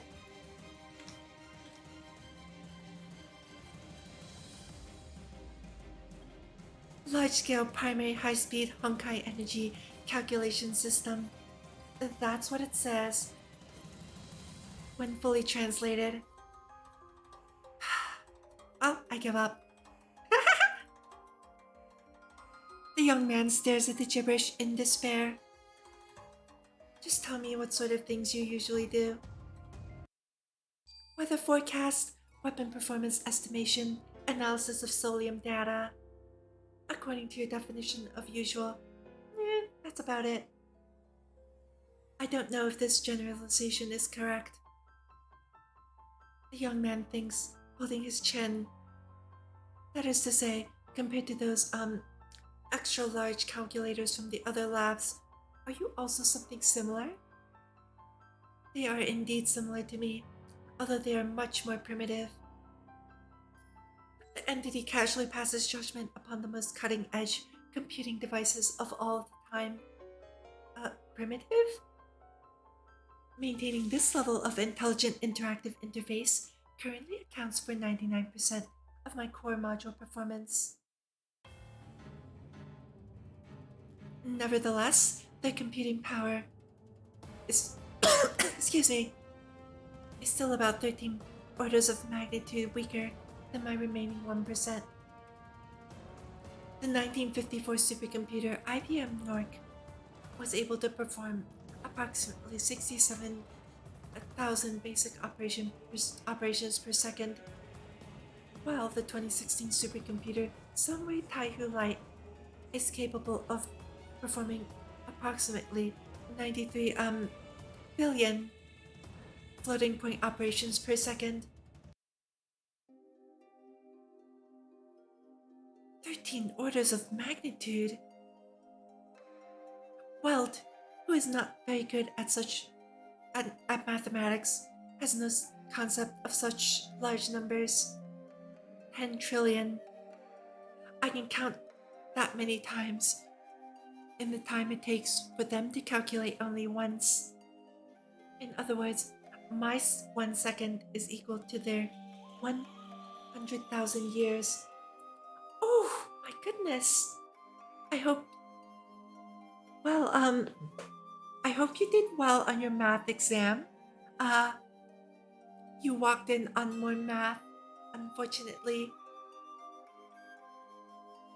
But you're done now. Relax. Relax and let yourself go. You finished your exam. Take a deep breath. Stretch. Have some water. Oh no! It's okay. I'm sure you did fine. I have faith in you even if you don't. Whoa! We're at the part where we're being introduced to Ada. Or rather, as the way she says it, Ida.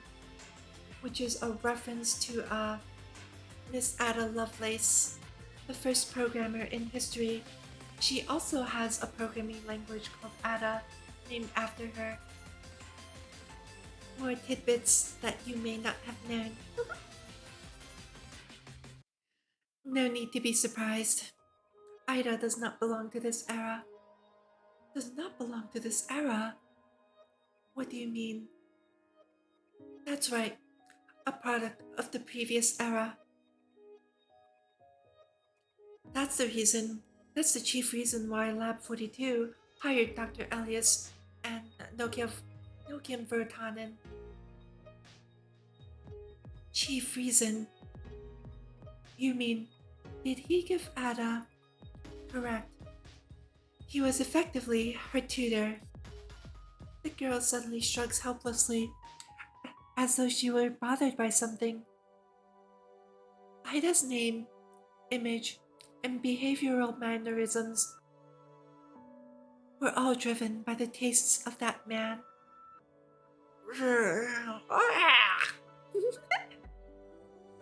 The young man feels a chill run deep down his spine. The record in the solium does not need translation, Dr. Einstein. Assistant Welt. Huh? There are two records. One is image data from this era. Because I'm used to calling her because of Ada Lovelace. I know it's supposed to be Ida. She pronounces it as such. Is it Ida, Ada, or Ada? Because right? AI. I pronounce it as Ida. Ida.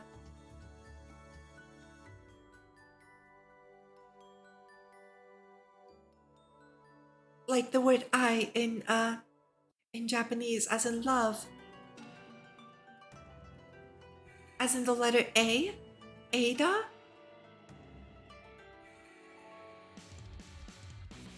Ada then. I don't know.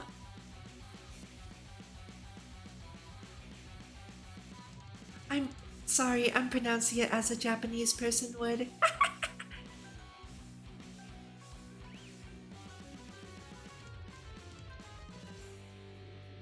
Is it supposed to be Ada? Oh no. They all sound similar. Oh.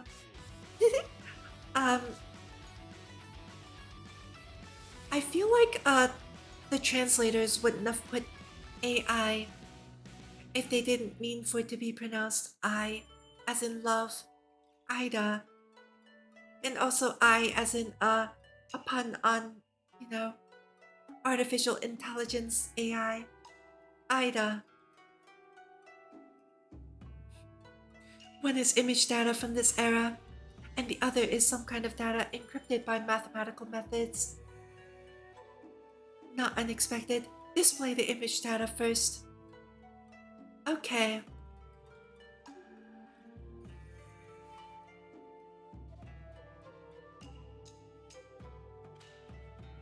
Before her words had even ended, Ida's image of a fairy tale princess had already disappeared to be replaced by a mirage-like landscape. It's a cave that looks quite similar to the Yellowstone ruins. A figure appears in their field of vision. It's a sisterly woman with black hair. She is wearing an antiquated Valkyrie battlesuit, and her whole body is covered with blood. It should have started recording already. The sister in the image. Oh, sister as in a nun. Okay, got it. The sister in the image takes a deep breath. I am HA. Seeing this means that you have already solved the initial puzzle I had left behind for you. I don't know whether I should congratulate you or curse you. I guess you should already know of an organization called Jigsaw. Maybe you are already one of them. Or maybe you're even Auto Apocalypse himself. If it is indeed the latter, I really need to take a moment to thank God for that.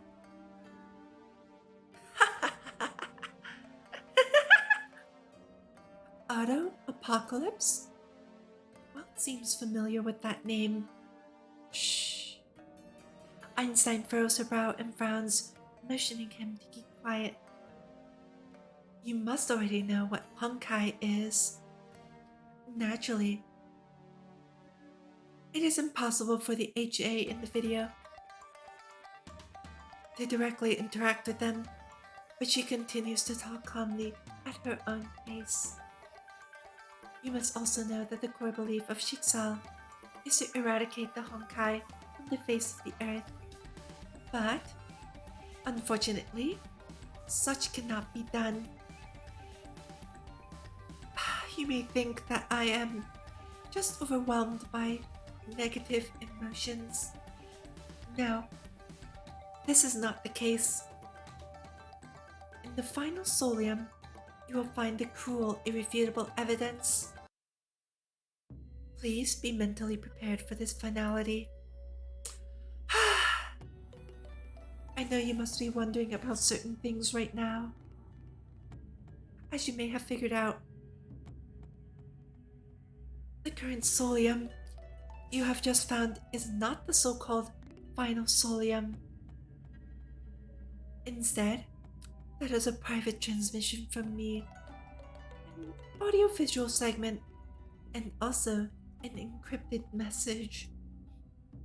Try to decipher it. Prove to me your technical skills. While I was playing the video, I analyzed the encryption method of the accompanying encrypted data. Ida reports restoring her anthropomorphic image. I predicted that it uses a discrete logarithm of an elliptic curve over a finite field. Elliptic curve cryptography also known as ECC, is an encryption technology quite commonly used today. The elliptic curve refers to an algebraic curve of the shape y squared equals x cubed plus ax plus b. I do apologize for all the math that has come up tonight, but not an ellipse in a conical curve. The elliptic curve is called an elliptic curve because the formula of the form x cubed plus ax plus b will appear in the process of integral calculation of the elliptic arc length. And it is also related to the reason why elliptic arc length cannot be expressed in terms of elementary functions. Elliptic curves are also a key springboard to prove Fermat's last theorem. Its importance in algebra is evident. I believe the last theorem is that there is no equation of the form x to the a equals y to the b plus z to the c, where a equals b equals c equals 2. There's no other values where that equation is satisfied. I think I forgot though. It's been a long time since I've been exposed to that. But Fermat's last theorem is very important. If you recall any history, he wrote it in the margins of a book. I have discovered a theorem whose importance shall shake the very foundations of mathematics, or something to that effect. ECC is more difficult to crack than another common encryption technology, RSA, factorization cipher. For example, the minimum key length recommended by the National Bureau of Standards and Technology is 160 bits for ECC and 24 bits for RSA. In short, the more bits are required, the more information is required to make the cryptographical system secure. Blech. My friends love talking about this stuff, so I sometimes know this.